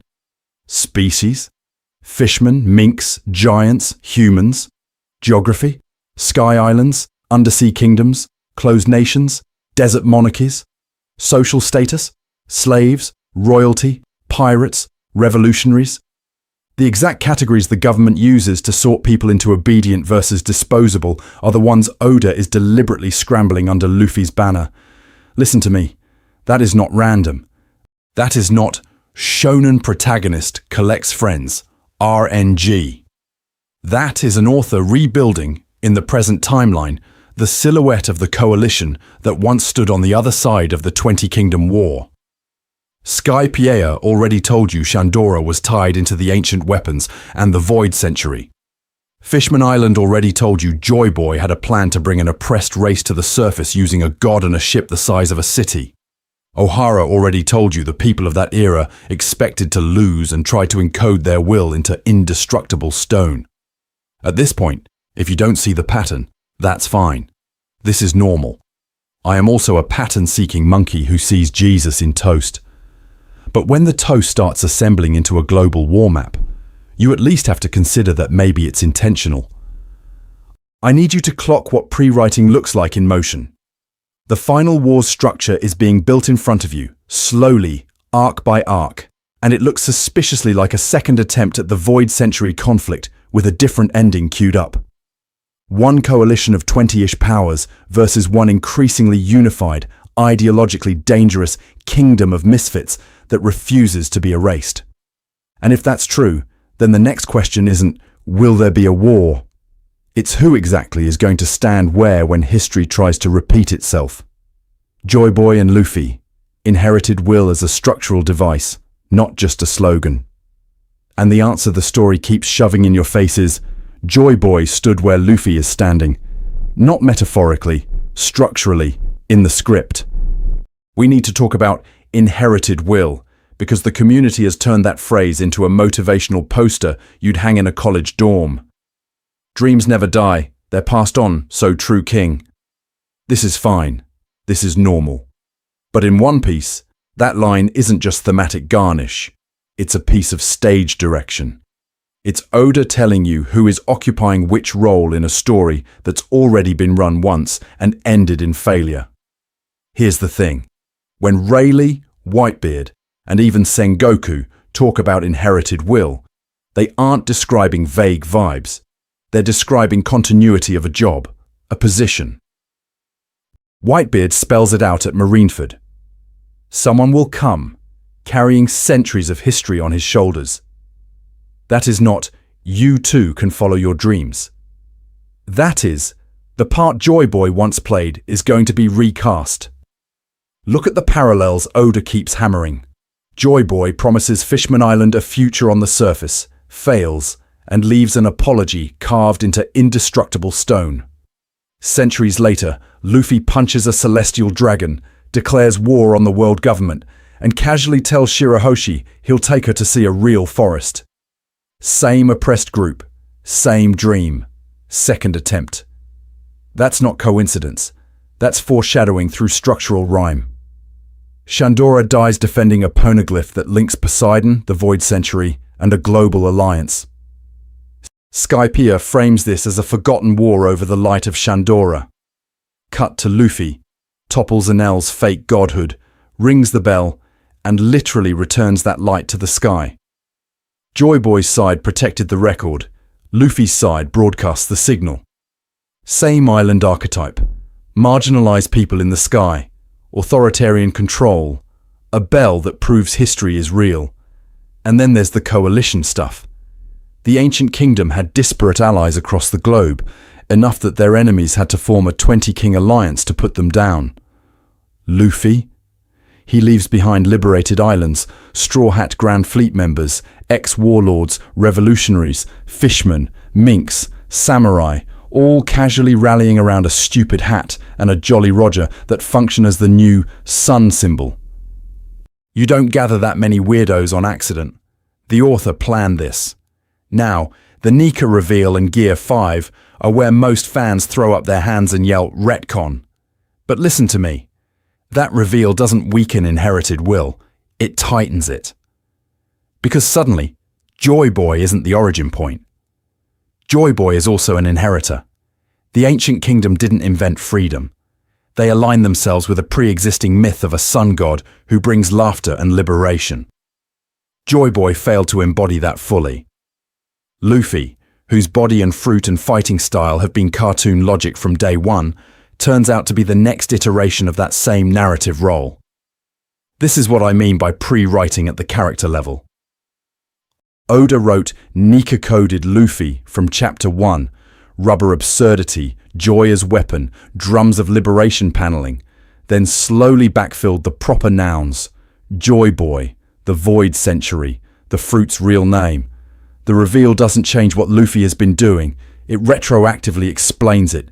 He has always been Joy Boy 2.0, and Joy Boy was Nika 2.0, which raises the real tension going forward. If Luffy is occupying Joy Boy's slot in the script, what's he going to do differently when he hits the scene of Joy Boy's original failure? The ancient kingdom equals the Straw Hat crew?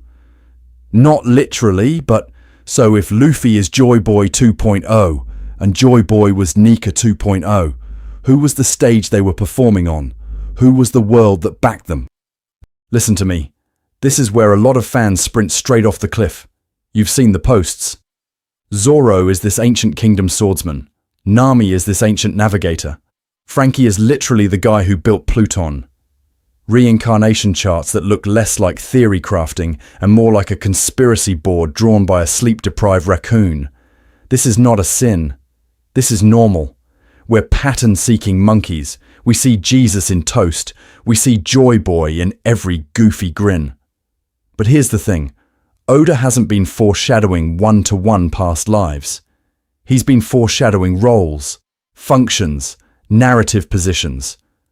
When you actually line up what we're told about the ancient kingdom with what the Straw Hats are doing, the parallel is way more interesting than Luffy is literally the ancient king. What do we know about that lost civilization in broad plan strokes? They were technologically advanced enough that Vegapunk still can't fully replicate their stuff. They were ideologically obsessed with freedom and the dawn of the world. They were allied across oceans and races. Shandora in the sky, Fishman Island in the deep sea, Wano sealed off at the edge of the map. And they were crushed by a rigid hierarchical coalition that then rewrote history, slapped a world government sticker on it, and called it peace. Now watch what the Straw Hats actually do on the page. They sail into rigid systems, Arlong's racial apartheid, Crocodile's desert dictatorship, Eni's lobby's judicial theatre, Dressrosa's puppet monarchy, Wano's isolationist police state, and they break them. Over and over. They befriend outcasts and non-humans, reindeer, fishmen, giants, sky people, toys, literal robots. They turn islands that were isolated into nodes of a growing, informal alliance network centered on one ship. Frankie and Vegapunk drag the crew into ancient technology. Robin drags them into forbidden history. Nami maps the world that the ancient kingdom once connected. Usopp spreads tall tales that slowly become the mythology of a new era. None of them are reincarnations. All of them are reoccupying the empty chairs that ancient kingdom figures used to sit in. I need you to see the category difference here. The straw hats are not a set of Easter eggs. They're a structural echo. The Thousand Sunny is a tiny, mobile ancient kingdom. A ship that carries advanced tech, radical freedom ideology, and a cross-racial alliance, sailing straight into the teeth of the same hierarchical coalition that won last time. Which means when you watch them hop from O'Hara's ruins to Skypia's bell, from Fishman Island's broken promise to Wano's sealed borders, you're not just touring random islands. You're watching the ancient kingdom try again at 1/10th scale in real time. And if that's true, then the real Void Century question isn't what happened back then. It's what happens when this miniature version finally reaches the original battlefield. Ancient weapons as sequel hooks, not just doomsday devices. And that original battlefield is not empty. It's booby-trapped with Chekhov's nukes. We need to talk about the ancient weapons, because the community keeps treating them as generic doomsday buttons when the text is screaming endgame toolkit. Pluton, a battleship blueprint hidden in Water 7's shipwright lineage and a rumoured original buried in Alabaster. Poseidon, not a cannon, but a person hardwired into Shirahoshi's bloodline on Fishman Island with direct command over Sea Kings. Uranus, the big question mark, but clearly something sky-adjacent, linked by name to the heavens, and, if you're paying attention, constantly framed against the world government's monopoly on the sky. Now here's the thing. None of those are in some ancient kingdom vault under a laser grid. They're scattered. Pluton's knowledge is entrusted to a family that can burn the blueprints on a whim. Poseidon is born into a persecuted race at the bottom of the sea. Uranus, whatever its exact form, is associated with the one axis the celestial dragons literally live on. This is not how you store weapons you intend to use yourself. This is how you cache assets for someone you know is coming after you. Listen to me. O'Hara already solved the intent question. Clover and the scholars figured out that the poneglyph language was artificially constructed as a survival mechanism. That is pre-writing in-universe. The people of the Void Century assumed defeat, assumed censorship, and intentionally encoded not just their history, but their instructions into indestructible rocks. The poneglyphs are not lore tablets. They are a user manual for whoever draws the short straw 800 years later. And what do they point to? Over and over, they route you to the ancient weapons. Skypia's Shandora poneglyph doesn't just say, hey, Joy Boy existed. It connects that sky civilization to Poseidon by name. Fishman Island doesn't just drop Joy Boy's apology.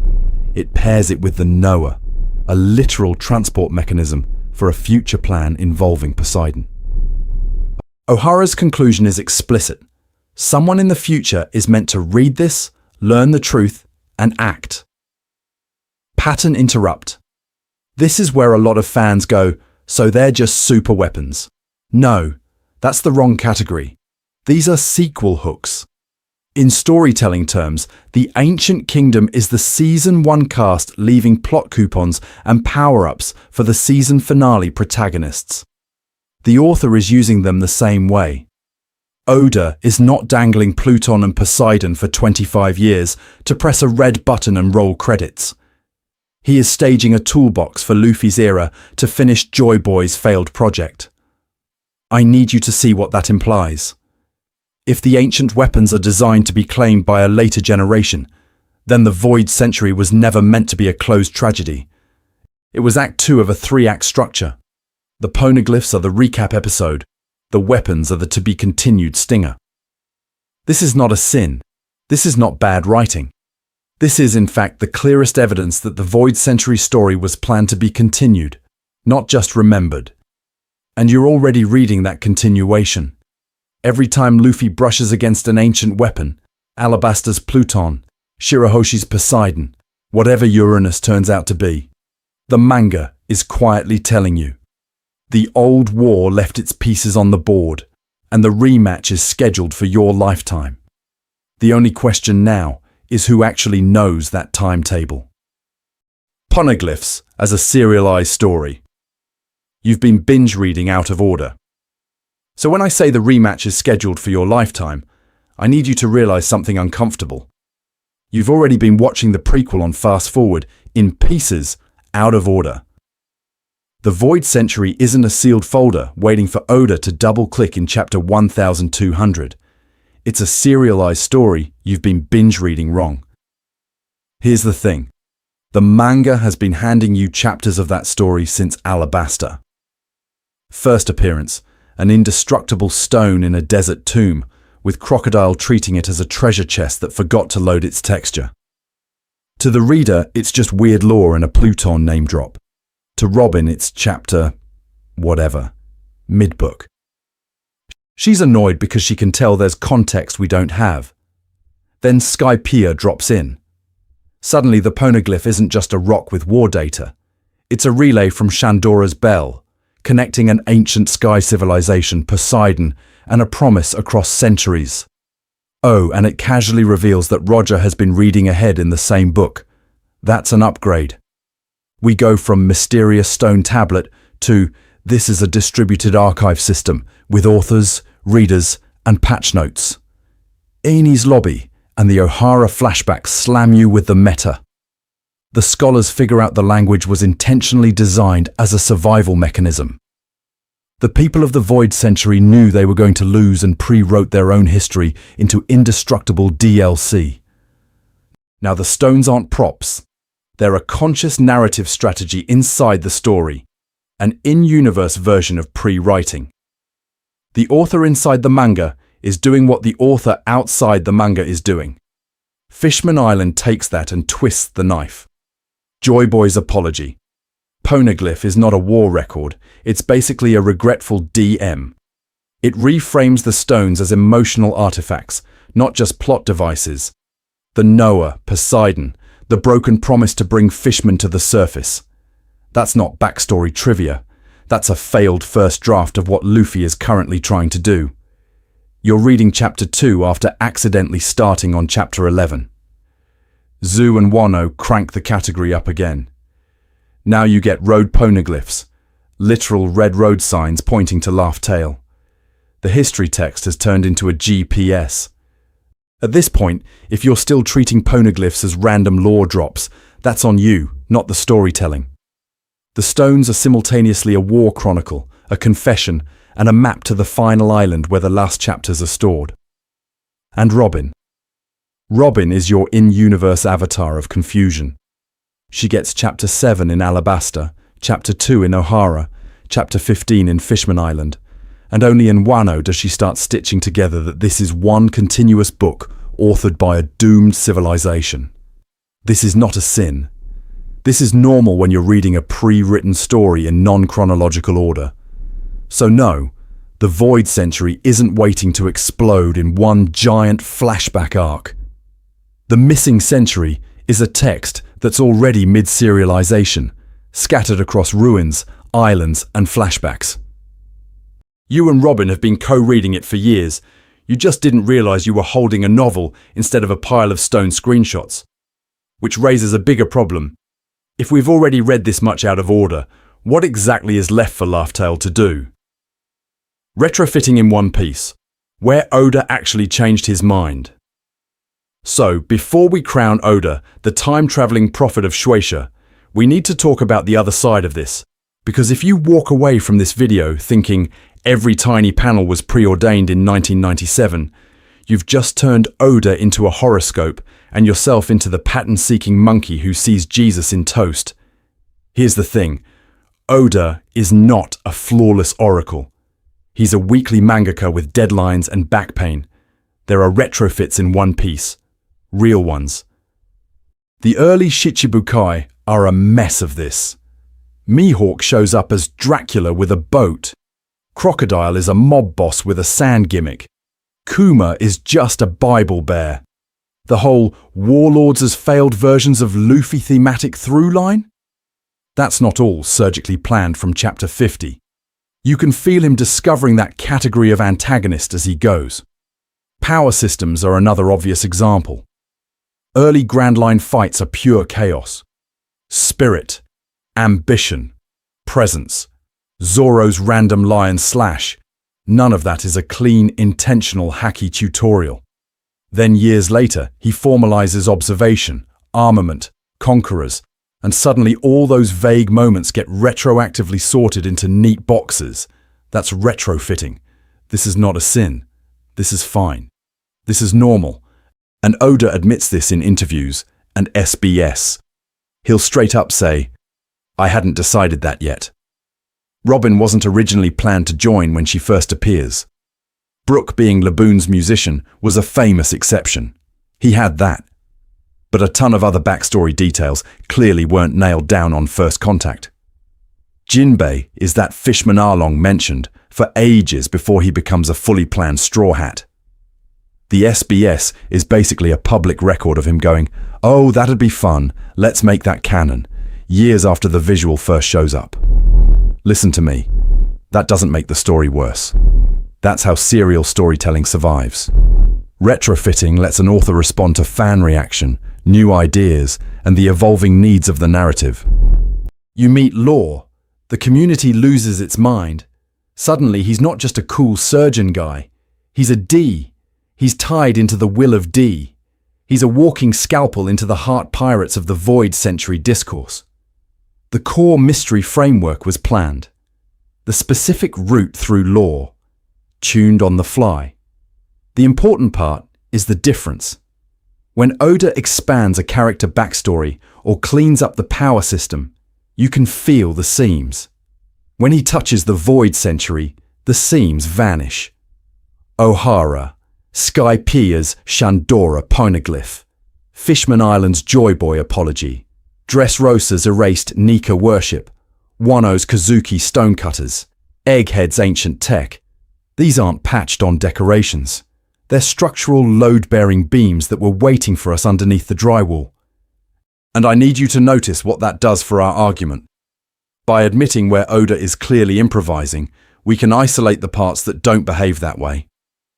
The Void Century material doesn't wobble when new info drops. It clicks. It feels pre-written, not retrofitted. Which raises a nastier question. If this specific category of clues is that stable, what exactly has he been aiming them at for 25 years? And how much of that endgame have you already accidentally read? Pre-writing in action. How Oda sketches the Void Century through arcs. So here's the answer to that nastier question. You've already been reading the Void Century, not in lore dumps, in arcs, in feelings. Oda has been sketching the missing 100 years in emotional pencil before he inks the historical names. Take Alabasta. On paper, it's a kingdom in crisis, drought, rebellion, a shadowy mastermind weaponizing public anger. But zoom out, and it's a rough draft of the 20 versus 1 war. You've got an old monarchy refusing to hand over an ancient weapon. You've got the world government quietly backing the guy who wants to destabilize them. The word Void Century never shows up. The emotional shape of it does. A persecuted kingdom, a hidden weapon, a global power tightening the noose. Then Skypiea. Everyone treats it as the weird detour with the bell and the drums. Except, listen to me, structurally, it's a Void Century flashback in cosplay.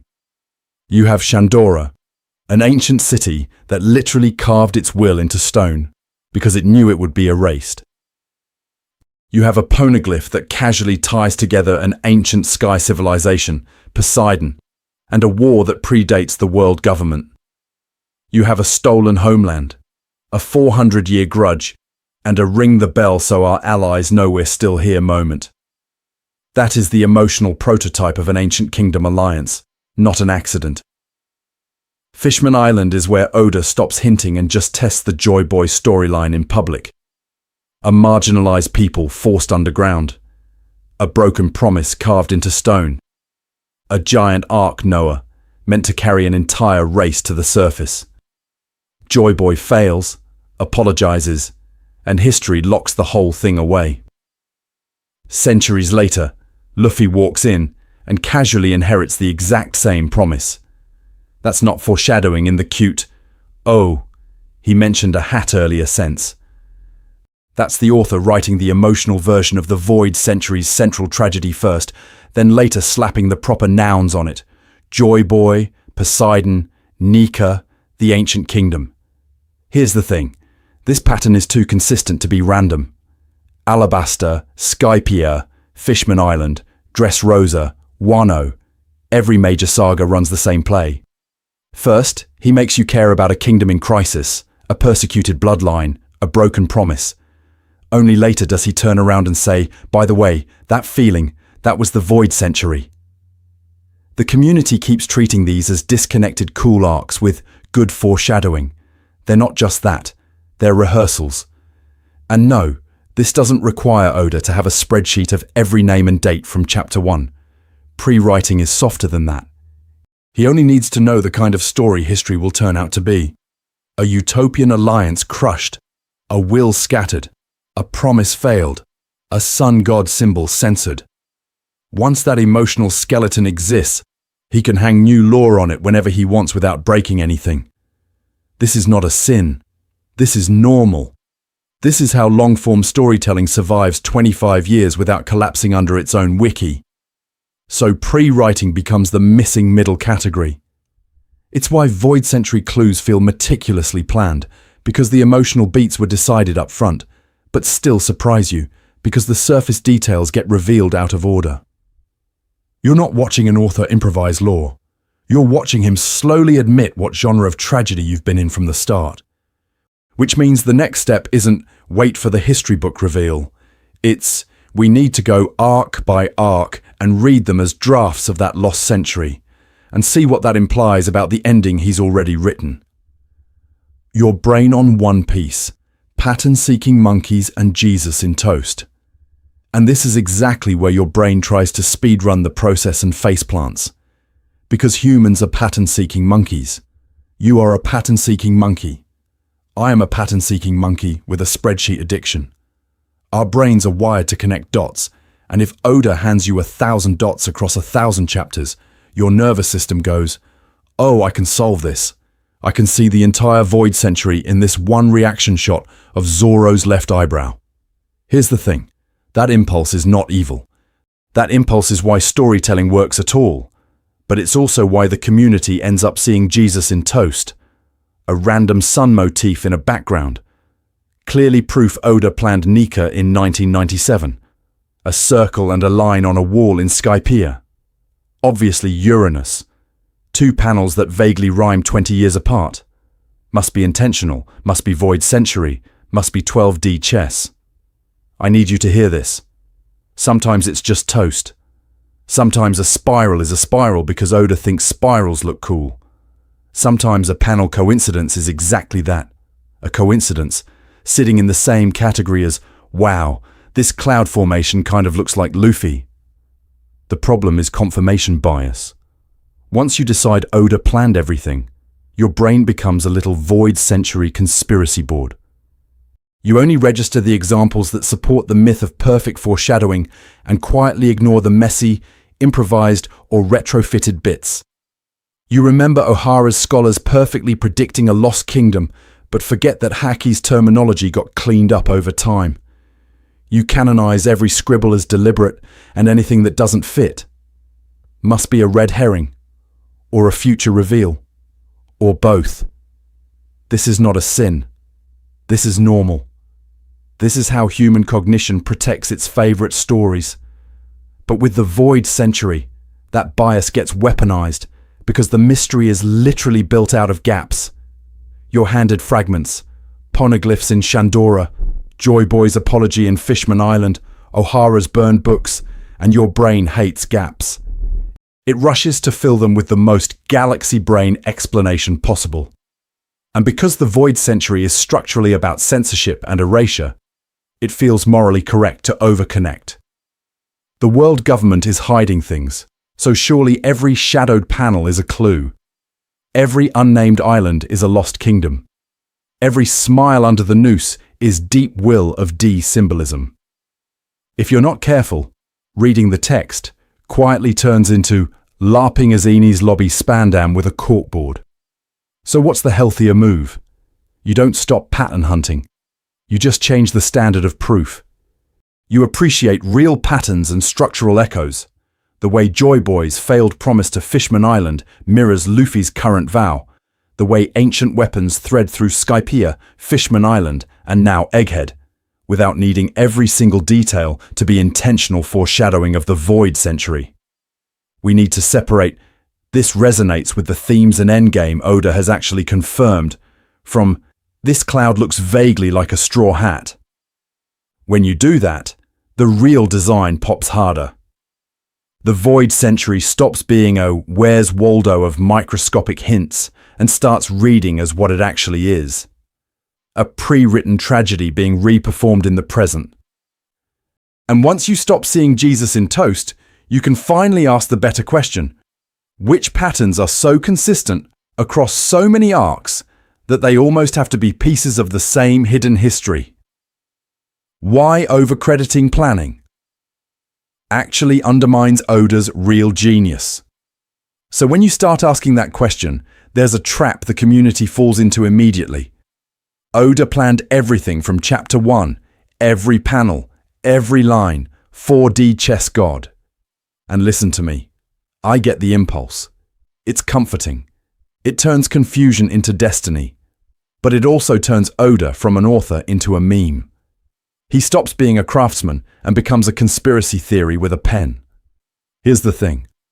When you imagine Oda in 1997 with a 200-page Void Century lore Bible, every poneglyph text already drafted, every Nika panel storyboarded, you're actually making the story less impressive. Writing a plan once and then just executing it perfectly for 25 years is hard, sure, but it's a very specific category of hard. What One Piece is doing is nastier, constant reweaving. Old material, new material, weekly deadlines, editorial notes, reader polls, health issues, all smashing together while he keeps the ship sailing. The real difficulty isn't he knew Joy Boy was a rubber cartoon god from day one. The real difficulty is he decided what Joy Boy was, then had to make Skypiea, O'Hara, Fishman Island, Dressrosa, Wano, Egghead all feel intentional in retrospect without breaking what was already printed. That's not 4D chess from the clouds. That's a guy on the ground, in the mud, doing emergency surgery on his own, foreshadowing while the patient is running a marathon. Take the Void Century. Its brilliance isn't that it's stored in some secret document in Oda's desk. It's that it's integrated into the adventure so thoroughly you forget its exposition. O'Hara's scholars don't deliver a lore dump. They die for a research method. Skypiea doesn't pause for history class. It buries a Void Century alliance inside a bell, a city of gold, and a punch to Enel's face. Fishman Island turns Joy Boy's apology into an emotional rhyme with Luffy's promise to Shirahoshi. That's not just planned. That's adaptive design under fire. When you recognize retrofitting and pre-writing working together, your respect should go up, not down. Retrofitting is not a sin. This is not bad writing. This is in fact how most long serial storytelling survives. Oda pre-writes the big skeleton, Joy Boy, ancient weapons, the fall of the world government, then retrofits smaller bones and muscles so the thing can actually walk week to week. You can see the stitches, and instead of going plot hole, you go, oh, he found a way to make that old gag about Kinemon's dragon or that random sun symbol carry Void Century weight. I need you to shift the question you're asking. Not, did he plan this from day one? But, how did he make this feel inevitable even if he didn't? Because inevitability is the magic trick. That's the feeling when Dressrosa's erased Nika worship snaps into place with Scipio's sun motifs and suddenly you're the pattern-seeking monkey again, except this time there actually is a face in the toast. And once you start asking that better question, you can do something even more dangerous. You can test it. You can take one thread of the Void Century, pull on it across arcs, and see whether it behaves like a pre-written spine or a last-minute patch. So let's do that. Rereading One Piece as a history book. How your perspective changes. So here's where it gets dangerous for your free time. Once you start treating the Void Century as a spine instead of a spoiler, rereading One Piece stops being, oh, remember East Blue, and turns into you hunched over volume 12 with a notebook, looking insane. This is not a sin. This is normal. I need you to imagine going back to Arlong Park after you know about Joy Boy, Nika, and the Ancient Kingdom. Suddenly Arlong's whole "fishmen are superior, humans oppressed us" rant doesn't just read as racism world building. It reads as a case study. It's a tiny, local version of the same hierarchy the Ancient Kingdom was probably fighting.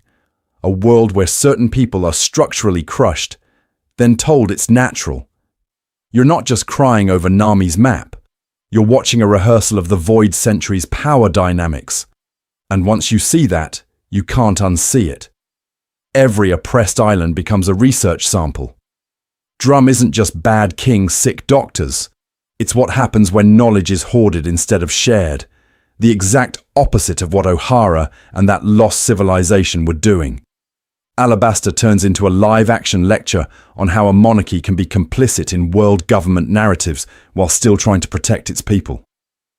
Dressrosa stops being Toy Story but trauma and becomes a manual on how you erase an entire culture's memory of a sun god and a clan of D, then install a smiling tyrant. Here's the thing. If you go in with that lens on purpose, the foreshadowing stops feeling mystical and starts feeling planned. You can literally track it. On reread, every time a poneglyph shows up, pause. Who can read it? Who fears it? Who ignores it? In Skypiea, Robin treats Shandora's stone as a missing footnote in a global alliance. The Shandians treat it as sacred. The world government treats it as so dangerous they nuked O'Hara for even asking. That three-way reaction tells you more about the Void Century's politics than any exposition dump could. And pay attention to how those reactions evolve. Early Robin is chasing true history as an abstract goal. By Fishman Island, that abstract goal is stapled to Joy Boy's apology, Poseidon, and a failed promise to bring an entire people to the surface. On reread, Luffy's casual "I'll do it" to Shirahoshi stops being Shunan optimism and starts reading as an intentional structural mirror. Joy Boy's botched plan in the past, Luffy's rerun in the present. Which brings us to the real pattern. Interrupt. What if the Void Century story that matters is not the one Oda will eventually narrate in a flashback? What if the real story is the one you assemble, arc by arc, on reread? The author can hand you a 20-page lore dump about the Ancient Kingdom, and you'll eat it. This is fine. But the emotional weight comes from you having already watched its ideals reincarnate in the Straw Hats for 100 volumes. So when you go back through the series with this framework, you're not being a pattern-seeking monkey who sees Jesus in toast. You're doing active historical research on a fictional world. You're testing whether this Void Century as mirror thing holds up under pressure. And in the next section, we're going to push it even harder and see what happens when you map specific Straw Hat journeys onto that erased kingdom, piece by piece. So what is actually missing about the Void Century? So if the Void Century is on the page, then what's actually missing? Because we need to be honest, there are still giant screaming question marks here. You don't get to walk into the community and say, "It's all there already," without people throwing the Ancient Kingdom at your head. Start with the big four. We do not know the exact nature and location of that kingdom. Was it literally on the sea floor? Was it Laugh-Tale? Was it a mobile island, a ship, a tree, a robot Disneyland for sun worshippers? No clue. We don't know the full blow-by-blow of the 20 versus 1 war either. Who attacked first? Which ancient weapon fired when? What specific betrayal flipped the table? Emu is still a black box. We have no precise origin, no confirmed species, no clear explanation for why they can sit on the empty throne, and no one blinks. And Uranus? We have a name, a silhouette of an idea, and zero concrete function beyond terrifying sky thing, probably. Those are gaps. Those are real. But here's the thing. Compare that to what we do know functionally. We know the ideology of the Ancient Kingdom, because Luffy has been screaming it in your face since Chapter 1. Freedom, chosen bonds, open borders, no inherited oppression. We know there was a global alliance because Skypier's Shandora poneglyph is literally a receipt that Sky people, Fishman Island, and whoever built the poneglyph network were coordinating across the planet.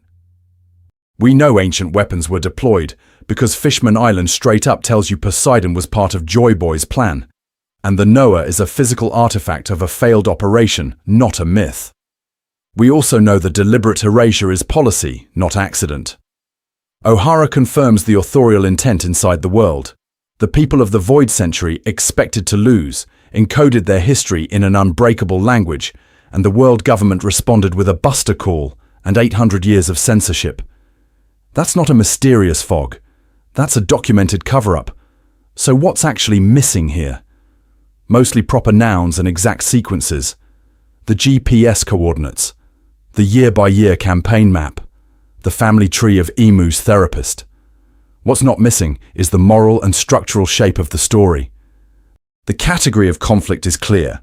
A freedom-driven coalition with radical technology versus a security-obsessed regime that wins, rewrites the textbooks, and spends 8 centuries terrified the draft will leak. This is why the Void Century feels both mysterious and familiar. You don't know the chapter titles, but you've been reading the plot beats in Luffy's present. Every time a kingdom gets overthrown and rebranded, every time a D laughs in the face of a god, every time an island's history is burned and then reconstructed through scraps, you're watching the same story structure run again. And listen to me. This is not a sin. This is not some cheap trick. This is intentional storytelling. Oda has taken the original narrative, shattered the labels, and handed the fragments to the Straw Hats. Joy Boy's failure is the rough draft. Luffy's journey is the revision pass. So when I say the Void Century isn't missing, what I mean is the labels are missing. The proper nouns are missing. The story itself is already there, foreshadowed and then reenacted in real time. And in the next section, I need you to watch what happens when we stop treating Luffy as a random pirate protagonist and start treating him as the second coming of that erased kingdom point for point. Predicting the final reveal without cosplaying as a prophet. So if Luffy is the second coming of that erased kingdom, point for point, what do you actually do with that information? Do you turn into a conspiracy corkboard and start predicting the exact panel where Imu trips on a staircase and falls into Uranus? This is where the community always swerves into a ditch. We get one solid structural pattern, and suddenly fans are out here treating Oda as a puzzle box designer instead of a storyteller, trying to guess the serial number on Joy Boy's toothbrush. The final war will happen on this specific date, with this exact lineup, and Dragon will say this exact line. No. Stop. This is not a sin. This is normal pattern-seeking behavior, but it's the wrong category of prediction. Here's the thing. If One Piece is pre-written at the macro level, you don't predict details, you predict structure. You don't know which island is the final battlefield, but you can be almost obscenely confident that the last conflict will mirror the original 20 versus 1 war. Luffy's coalition of weirdos, ex-slaves, fishmen, giants, and former enemies. That's the ancient kingdom's role. The world government, the celestial dragons, the weaponized order of the Marines. That's the 20 kings all over again. You already watched the rehearsal at Marineford and Wano. The Void Century version is just the first draft. And when we finally get the big Void Century flashbacks, I need you to notice what Oda has already trained you to expect. We are not getting a detached history lecture where a random ghost professor stands in front of a chalkboard and narrates 800 years of lore. O'Hara already told you the cost of chasing that information. Skypiea, Fishman Island, Dressrosa, Wano, Egghead. Every time he brushes against that era, he frames it through people you care about. Joy Boy's apology isn't a textbook. It's Shirahoshi crying in front of a ruined promise. Nika isn't an encyclopedia entry. It's kids in Dressrosa remembering a banned story while Luffy punches a god king. So structurally, the final reveal is almost guaranteed to be emotional first, Informational second. You'll see Joy Boy's failure staged as a mirror to Luffy's choice. You'll see Emu not as a trivia answer, but as a character whose fear of that old kingdom explains the last 800 chapters of cruelty. The Nika myth, the D, the weapons, the erased islands. Pre-writing means those aren't twists that overturn everything. They're confirmations of what the story has already forced you to feel. That's the payoff of this whole foreshadowing versus pre-writing argument. The Void Century reveal is not going to bolt on a brand new narrative. It's going to annotate the one you've been reading. Those poneglyphs, footnotes, O'Hara's sacrifice, a citation. Every mysterious lore drop from here on out is a clarifying endnote, not a genre shift. This is fine. This is how an intentional, planned endgame works. Which raises a much scarier question. If the history is already legible, what exactly are we supposed to be reading in Luffy's present that we're still missing? How to talk about foreshadowing online without sounding like a clown. So here's where we stop theory crafting and start fixing your group chat. Because if the Void Century is already readable in the present, then all those Oda foreshadowed everything posts are either secretly brilliant or just us being pattern-seeking monkeys who see Joy Boy in every piece of toast. I need you to have a tiny checklist in your head before you type the word foreshadowing. 1 question. 1 filter. Could the author realistically have planned this payoff at the time of the setup? That's it. That's the whole test. If Oda hadn't designed Gear 5, Nika, and the fruit retcon before East Blue, then that goofy rubber kid face panel is not foreshadowing. It's at best an accidental rhyme the fandom adopted after the fact. If the answer is, yes, there's evidence this was already decided, call it foreshadowing. Laboon and Brook, confirmed. Sanji's North Blue origin feeding into Germa, confirmed. The Shandora poneglyph pointing to Poseidon and then Fishman Island paying it off. That's intentional, planned setup. The gun was on the mantle because the shooting scene was already in the outline. If the answer is probably not, then we need the other 2 words. Retrofitting is when the author takes an old detail and bends it to serve a new decision. This is not a sin. This is normal. Kinemon's dragon gag becoming Wano trauma. That smells like retrofit. It's clever, it's satisfying, but it does not require Oda in 2012 to have a whiteboard labeled Momonosuke PTSD reveal in chapter 900-something. Pre-writing is different. Pre-writing is when the big stuff is locked before chapter 1. Joy Boy's failed promise to Fishman Island mirroring Luffy's promise to free them, the Ancient Kingdom's alliance structure echoing the Straw Hat Fleet, the Void Century tech reappearing in Egghead. That's not Oda waking up one morning and deciding, hey, robots. That's him finally cashing checks he wrote in his private notes decades ago. So instead of posting Oda definitely planned Y in chapter 3, try, this feels like pre-writing for Y, or this might be a retrofit paying off X. Hear the difference. 1 is you declaring access to Oda's brain. The other is you making a falsifiable claim about craft. If an SBS drops later and contradicts you, you're not exposed as a clown, you just update the category. Here's the thing. That tiny vocabulary shift de-arms so many pointless arguments. People stop screaming, "You're disrespecting the author," and start asking, okay, what would Oda have needed to know in order to pull this off? Suddenly, the debate is about process, not prophecy. About writing, not worship.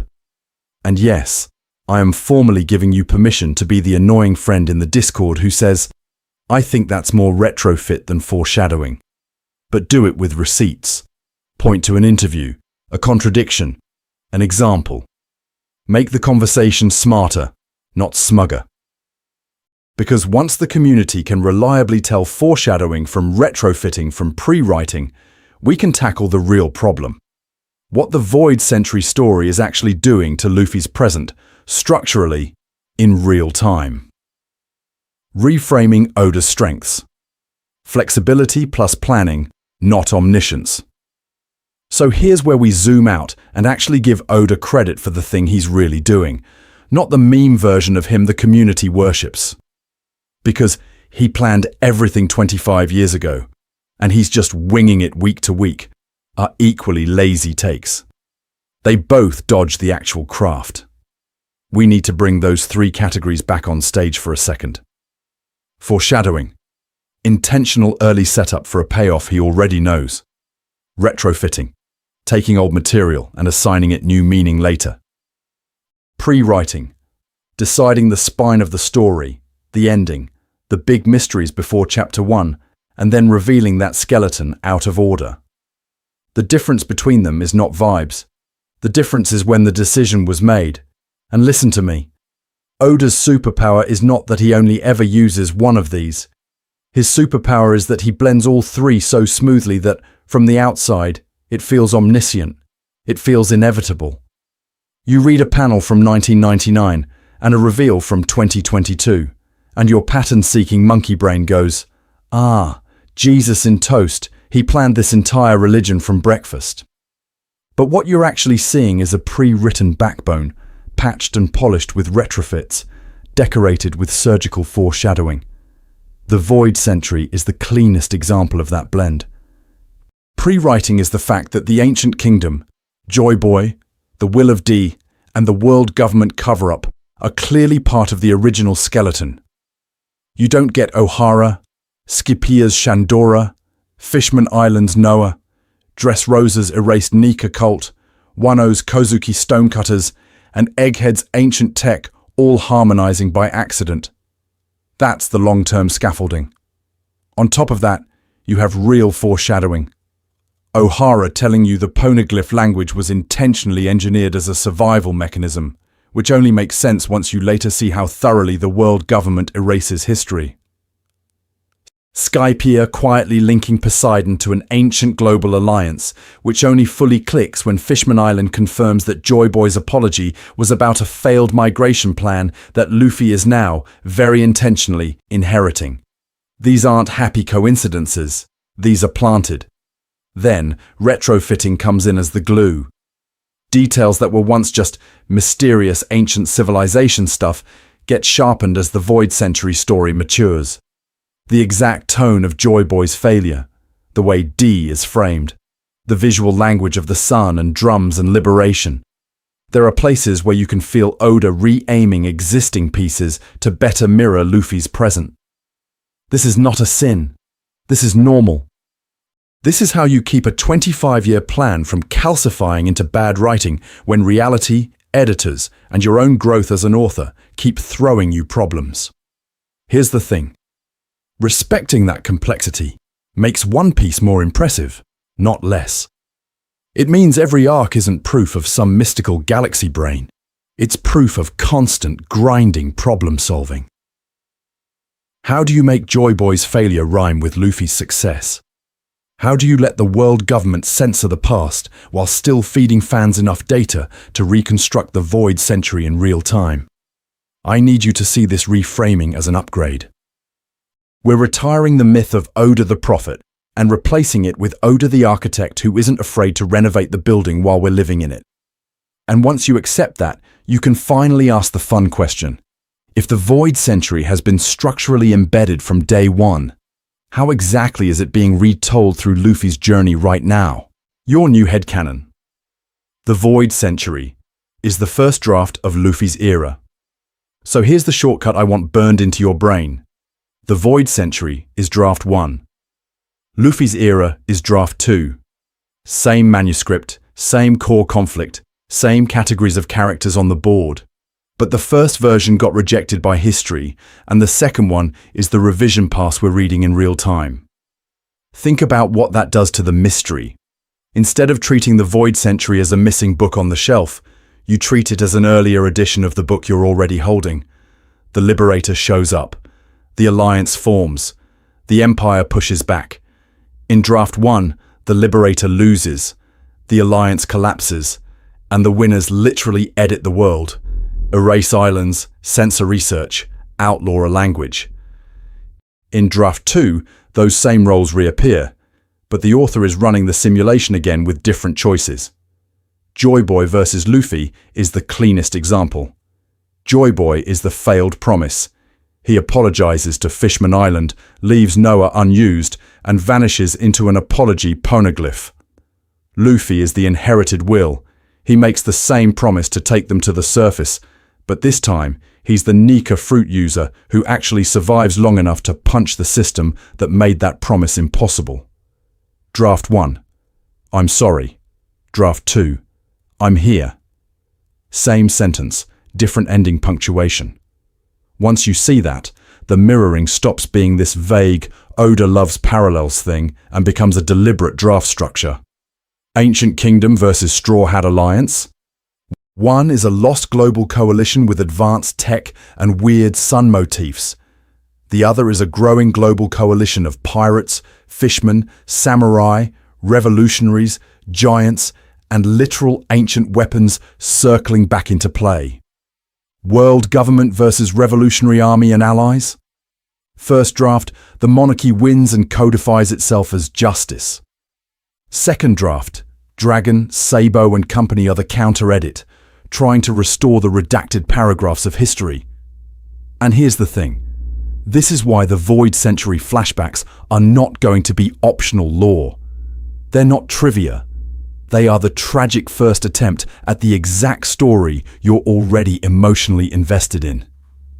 When we finally see Ohara's full research, or the Ancient Kingdom at its peak, that's not a side chapter. That's the moment you realize you've been watching a rematch for 100 volumes.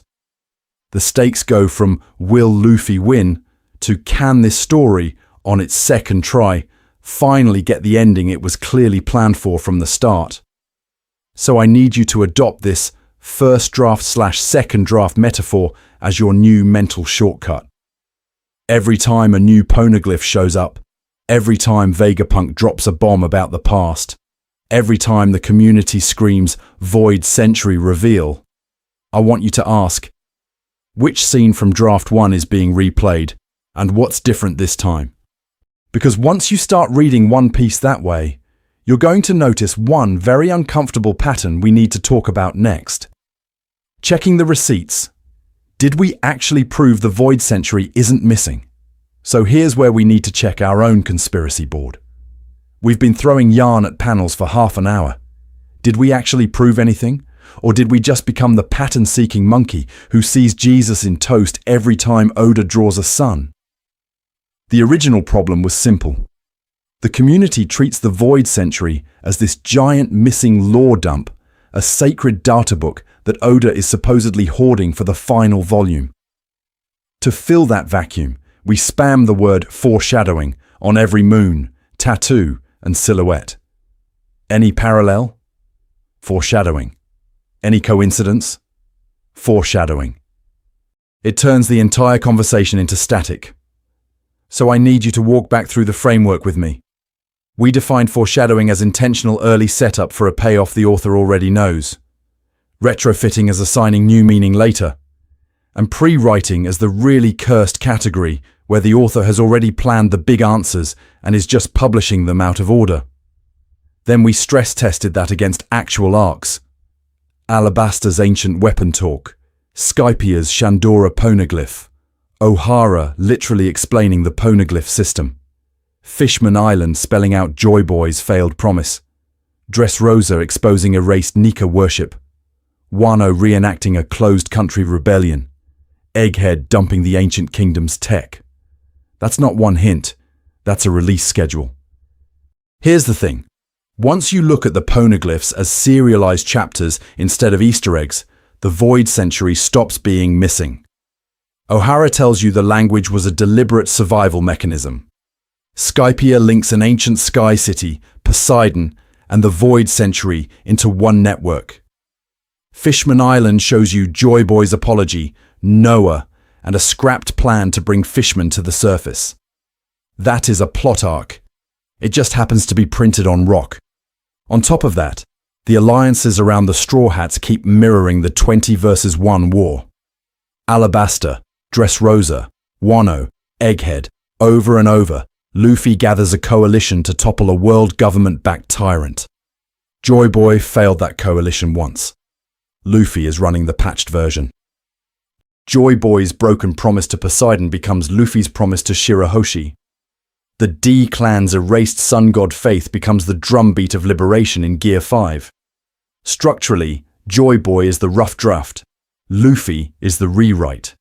Now, objections, because this is not a cult. Yes, many details are unknown. We do not know the ancient kingdom's name, the exact shape of Imu's plan, or which sea Pluton is parked in. This is fine. This is normal. A story can be 70% visible and still be planned. Yes, Oda clearly improvises around the edges. Pacing shifts, side characters inflate, gags become payoffs. This is not a sin. It doesn't erase the spine he built before Chapter 1. So when you zoom out, by any reasonable standard, the Void Century is not missing. It's embedded in the setting, mirrored in the cast, and actively unfolding through the Straw Hat's route. The only real question now isn't, where is the Void Century? It's, what uncomfortable thing is Oda doing with that mirror? Which is exactly what we need to talk about next. What this changes about how you watch the final saga. So here's the thing. Once you accept that the Void Century isn't missing, you don't get to read the final saga the same way anymore. You can't just sit there waiting for Oda to roll the projector down and go, "All right, kids, history lesson time." That fantasy is dead. This is fine. From here on out, every arc you get operates on 2 tracks at once. There's the obvious track, the present-day stakes, who's getting punched, which island is on fire this week. But running underneath that, there's the mirror track. What does this add to the Void Century story we've already been reading in pieces? When you see a new kingdom, you should be asking, is this a modern ally of the ancient kingdom? Or a discount version of the original 20? I need you to start watching for structural rhymes, not just Easter eggs. Fishman Island isn't only Luffy liberates the oppressed fish people. It's a rehearsal of Joy Boy's failed promise, with Noah hanging overhead as a literal unfinished sentence. Dressrosa isn't just Doflamingo is a war criminal in capri pants. It's a case study in how the world government replaces sun god worship and D-clans with smiling toys and fake history. Those are not coincidences. That's intentional, structural foreshadowing of a story you technically already know. And once you flip that switch, the final saga gets denser overnight. Egghead stops being only Vegapunk Exposition Island and turns into, what if an ancient kingdom lab accidentally survived and has been quietly contradicting the official textbook for 500 years?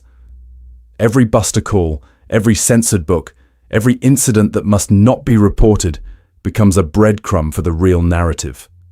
The long, messy correction of a 20-kingdom cover-up. You're not just watching Luffy win fights, you're watching history try to unscrew itself in real time. This is where the pattern-seeking monkey in your brain, the one that sees Jesus in toast, actually becomes useful. We need to weaponize that, but with discipline. Which oppressed group feels like a modern stand-in for an ancient ally? Which smug tyrant is basically a celestial dragon cosplayer? When a new island pops up, you can sort it. Echo of the ancient kingdom, or echo of its executioners. Not every rhyme is intentional. This is not a sin. But that category system keeps you from spiraling into every swirl is Nika territory. And when we finally do get full Void Century flashbacks, listen to me, those are not going to read as random info dumps.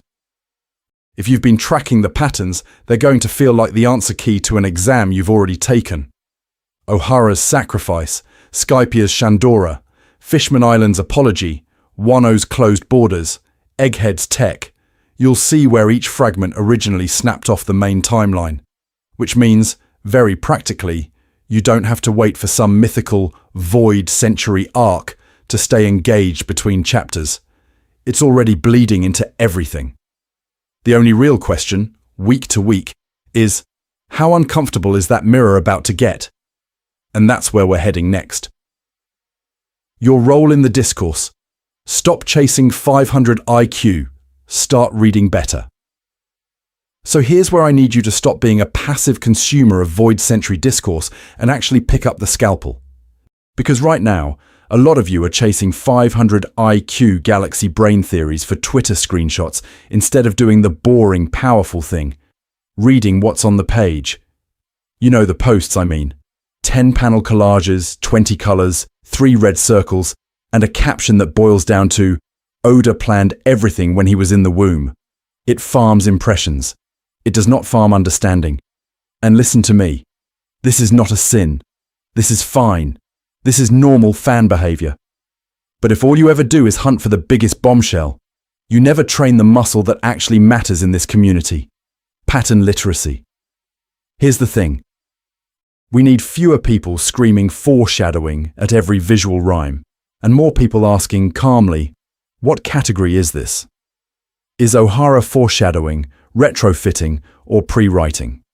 When you see Clover tracing that global map, are you looking at a planned clue to the ancient kingdom, or a later clarification of an older idea, or a fragment of an ending Oda already locked in? That one question already makes you more useful than 90% of the discourse. And I need you to be the person who brings that nuance into void century debates. Next time someone posts egghead tech next to ancient weapon theories, don't just quote tweet with a fire emoji. Ask, is Vegapunk's brain across the world an intentional mirror of how the poneglyph language was designed to survive defeat? Or is it Oda reusing an earlier survival motif because it fits his current needs? Same pattern, different category, completely different argument. Use the examples we've gone through here as your training weights. Ohara as the they knew they would lose proof. Fishman Island as the Joy Boy draft of Luffy's promise. Egghead as the void century is already here arc. When you argue, ground yourself in those concrete beats instead of in vibes and headcanon. Here's the panel where Joy Boy fails. Here's the panel where Luffy inherits that failure, is 10 times stronger than I just feel the ancient kingdom was actually a spaceship. And appreciating Oda's craft does not mean treating him as an infallible god author. It means paying attention to how he adapts and reuses his own material. Sometimes that's pure foreshadowing. Sometimes it's a retrofit that happens to slap. Sometimes it's pre-writing fragments snapping into place 20 years later. The fun is in spotting the difference, not pretending the difference doesn't exist. If the community shifts into that mode, everything gets less exhausting. Fewer circular "did he plan this" arguments. More "how did he make this work so well" breakdowns. Less worship, more craft analysis. Less pattern-seeking monkey seeing Jesus in toast, more reader actually tracking what the author is doing. Because once you start reading that way, one very uncomfortable question shows up on your doorstep, and it's not about Oda at all. If you've made it this far, you're the target audience. Because once you start reading that way, one very uncomfortable question shows up on your doorstep, and it's not about Oda at all. It's about you. Specifically, what are you doing here, 90 minutes into a video essay about an erased century of fake pirate history? Do you hear how insane that sounds when I say it out loud? We are 2 grown humans, conspiring across time and bandwidth to reverse engineer the filing system of a cartoonist who draws rubbermen and clown pirates. And yet, you're still here. Which tells me something very specific. You are exactly the person this whole framework was built for. Patient, curious, willing to have your favorite "he's just a genius" headcanon poked at with a stick. You didn't bail when I said most foreshadowing threads are miscategorized. You stayed through the boring part where we drew hard lines between foreshadowing, retrofitting, and pre-writing. Here's the thing. Most fans do not do that. Most people scrub the timeline, find a panel of Skypia's Shandora poneglyph, slam it against a Fishman Island Joy Boy speech, and go, boom, void century solved, Oda planned everything. Then they close the tab and move on. This is not a sin. This is normal. Our brains want the sugar rush of an answer, not the slow burn of a framework. You did the opposite. You sat in the nuance. You let me be annoying and say, no, that's a coincidence. No, That's a retrofit. No, that's pre-writing. You watched me turn O'Hara's Scholars, Shandora's Bell, and Dressrosa's Erased History into a boring little taxonomy exercise about author intent and planned structure. That patience is rare in this community, and I need you to recognize that, because it means you're now part of a very annoying, very useful in-group. Pattern interrupt. This video is not about being right about the Void Century. It's about giving you a new lens. You now have language a lot of fans simply don't. You can say, the ancient kingdom paralleling the Straw Hats isn't just wow cool foreshadowing, it's Oda using pre-written endgame history as a template for present-day storytelling. You can point at Joy Boy's failed promise to Fishman Island and Luffy's current promise and explain the structural difference between a mythic rough draft and the live revision. That's power. Soft power, sure, nerd power, absolutely, but still power. When new chapters drop, you're not just pattern-seeking monkey seeing Jesus in toast anymore. You're the person in the thread going, hold on, is this intentional setup, or are we watching him retrofit an old detail? You're the one separating categories instead of throwing every cool parallel into the same foreshadowing bucket. So what do we do with that? We need to weaponize it. I need you to take this framework and stress test it. Send the video to the friend who always screams Oda 5D chess on release day. Start fights, kind, nerdy fights, in the comments about whether Egghead's Vegapunk lore is new information or a planned bridge between O'Hara and the final Void Century reveal. Drop the vocabulary in your group chats and see which examples break the model. Because if this lens only lives in your head and my Google Doc, it dies. If it spreads through the community, it becomes a shared tool. And once we have a shared tool, we can do something much more interesting than guessing the One Piece. We can audit the story in real time, which is exactly where we're going next. Call to action. Go reread the Void Century you already own. So here's where I stop theory crafting in the clouds and hand you homework. Not fake homework. Actual pen to paper. You are now complicit in this madness homework. I need you to pick one arc. Just one. Alabasta, Skypiea, Fishman Island, Dressrosa, Wano, Egghead, whatever is already on your shelf or in your app history. Now reread it explicitly as a Void Century mirror. Not as Luffy saves the kingdom or cool samurai movie, but as this is Oda staging a rehearsal of a 900-year-old disaster in real time. Here's the thing. Once you put on that lens, the story will not shut up about ancient history. Skypiea stops being a detour and turns into a proof of concept. An ancient sky city, a poneglyph in Shandora, a direct line from Poseidon to the Void Century carved in stone. Fishman Island stops being mermaid fan service and becomes Joy Boy's failed promise running in parallel to Luffy's, with Noah literally hanging over the story as a structural copy-paste of an abandoned plan. And I don't just want you to vibe with that, I want you to document it. Every time something feels like an echo of ancient history, write it down. Panel, chapter, line of dialogue. Then try to throw it into a category. Is this genuine foreshadowing of a Void Century reveal Oda clearly planned? Is it retrofitting, where he grabs an old detail and upgrades it into lore? Or is it pre-writing, where you can tell the author already knew the Void Century beat and is just revealing it out of order? You're going to misclassify things. You're going to overreach. You're going to see Joy Boy in your breakfast cereal. This is not a sin. This is normal. The point isn't to be a perfect human lie detector for a man who draws rubber pirates. The point is to train your brain to ask, what kind of move is this in the writing game? Instead of, wow, Oda is an omniscient wizard. And then, crucially, don't hoard that list. Drop it in the comments. Throw it at your group chat. Argue about whether Dressrosa's erased toys are a retrofit of the Void Century's erased people, or whether Wano's closed borders are intentional foreshadowing of the ancient kingdom's isolation before the fall. Do not present it as courtroom evidence that you have solved One Piece. Present it as a community map we're all drawing in pencil. Because we need to build a culture that doesn't just meme Oda planned this 20 years ago, but actually tests where the planning is. If you want more of that, subscribe, follow, whatever button your platform gives you, because I'm going to run this exact framework on Devil Fruits, the D-Clan, Emu, all of it. So here's the challenge.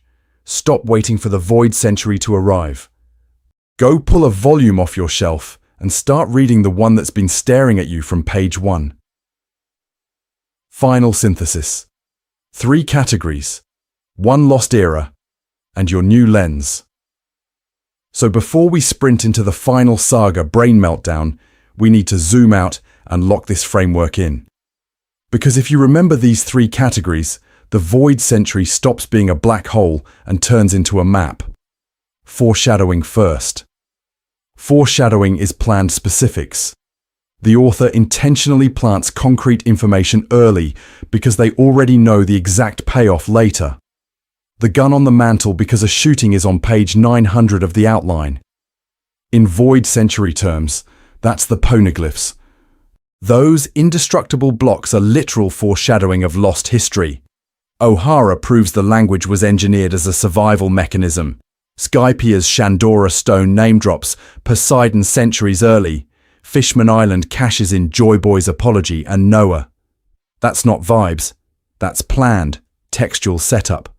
Second category, retrofitting. Retrofitting is when an author goes back to old material and assigns new meaning after the fact. This is not a sin. This is fine. This is normal. One Piece absolutely does this around the edges of the Void Century. You get late lore clarifications that slide neatly over earlier scenes. The way Mantra gets rebranded as Haki, or how some random government behavior suddenly becomes, oh, that was Imu's will, once we meet the cryptid in the big chair. Those aren't always 20-year time bombs. Sometimes they're clever patches that make the tapestry look seamless. Third category, pre-writing. Listen to me. Pre-writing is structural. The author decides the core ending, major reveals, and thematic spine before chapter 1, then writes the story out of chronological order. The Void Century is the pre-written skeleton. Joy Boy and Luffy are the cleanest example. Joy Boy's failed promise to Fishman Island, his connection to Poseidon, the sun god imagery, the ancient kingdom's ideals of freedom and shared technology. Those are the rough draft. Luffy's Gear 5, his Nika identity, his promise to take Fishman to the surface, the allies he gathers to oppose the same authoritarian machine. That's the revision pass marching toward publication. Here's the thing. When you put those together, the central metaphor snaps into focus. The Void Century is the first draft of Luffy's story, and Oda is showing you both versions at once. Every time the world government censors an island, burns books, or wipes a name, the manga hands you a parallel in the present. Ancient kingdom versus world government? Straw hats versus world government? Erased sun god worship? Dressrosa and Wano reintroducing that same symbol through Nika and inherited will? You're reading The Lost Era by watching its remake. I need you to notice what that does to you as a reader. This lens doesn't magically solve every mystery. You're still going to argue in the comments and screenshot panels at 3 a.m. This is normal. The difference is that reading becomes active. You're not a pattern-seeking monkey who sees Jesus in toast. You're tracing an intentional rewrite across 2 timelines. And if you've stayed with me through all of this, that's a serious time investment. The payoff is simple. If you hold this framework in your head, foreshadowing as planned specifics, retrofitting as honest patchwork, pre-writing as the hidden blueprint, every Void Century crumb in the final saga is going to hit harder, because you won't just be asking, what happened back then? You'll be asking, what draft of Luffy am I looking at right now? One last provocation. Maybe the Void Century was never the point. And here's where I'm going to be a little rude to you. Not personally, to be clear. To the part of your brain that has been trained by this community to treat the Void Century as a giant crossword puzzle, you win by filling in every square. Because if all of this pre-writing, all of this foreshadowing, all of this planned mystery only sends you chasing an answer key, you're kind of missing Oda's meanest trick. The Void Century is the bait. The story of people living under the shadow of the Void Century is the hook. Think about where you've actually cried. It wasn't when a scholar said 800 years ago on O'Hara. It was when Robin, the last survivor of that research, finally screamed that she wanted to live. It wasn't when you learned about Joy Boy's apology in Fishman Island as a trivia fact. It was when Luffy punched a celestial dragon and then promised to take the fishmen to the surface anyway. The emotional core is always now. Nami's map of the world she wants to see, not the world that used to exist. Jinbei's pride in being fishman, not a footnote in discrimination history. Here's the thing. Oda keeps giving you examples where the past matters only because it warps the present. Dressrosa is not a lore dump about erased Nika worship. It's a kingdom of toys and slaves showing you what happens when that erasure wins. Wano is not a museum exhibit on closed borders. It is a starving country paying the bill for decisions made 800 years ago. The Void Century matters in the same way gravity matters. You don't need the formula to understand the fall. We need to stop treating the ancient kingdom as a missing Wikipedia article and start treating it as the negative space around Luffy's generation. The poneglyph language being a deliberate survival mechanism. That's not just a cool detail. That's an author telling you those people wrote for you, for the future, for the kid who would inherit their will and then have to decide what to do with it. And that's the real payoff. Not a perfect mental map of every ancient weapon and every lost island, but watching whether this time the promise lands. Joy Boy failed to bring fishmen to the surface. Luffy is marching toward Marineford with the same basic goal and significantly less impulse control. The question is not what exactly happened. The question is, will they finally break the cycle that started back then? So listen to me, pattern-seeking monkey who sees Jesus in toast panels. You have been reading the Void Century this whole time. Every island is a fragment. Every scar is a data point. The only real remaining mystery is uncomfortable. Now that you've seen it, now that the story has made you feel it, are you actually ready to do something with it when the last page turns?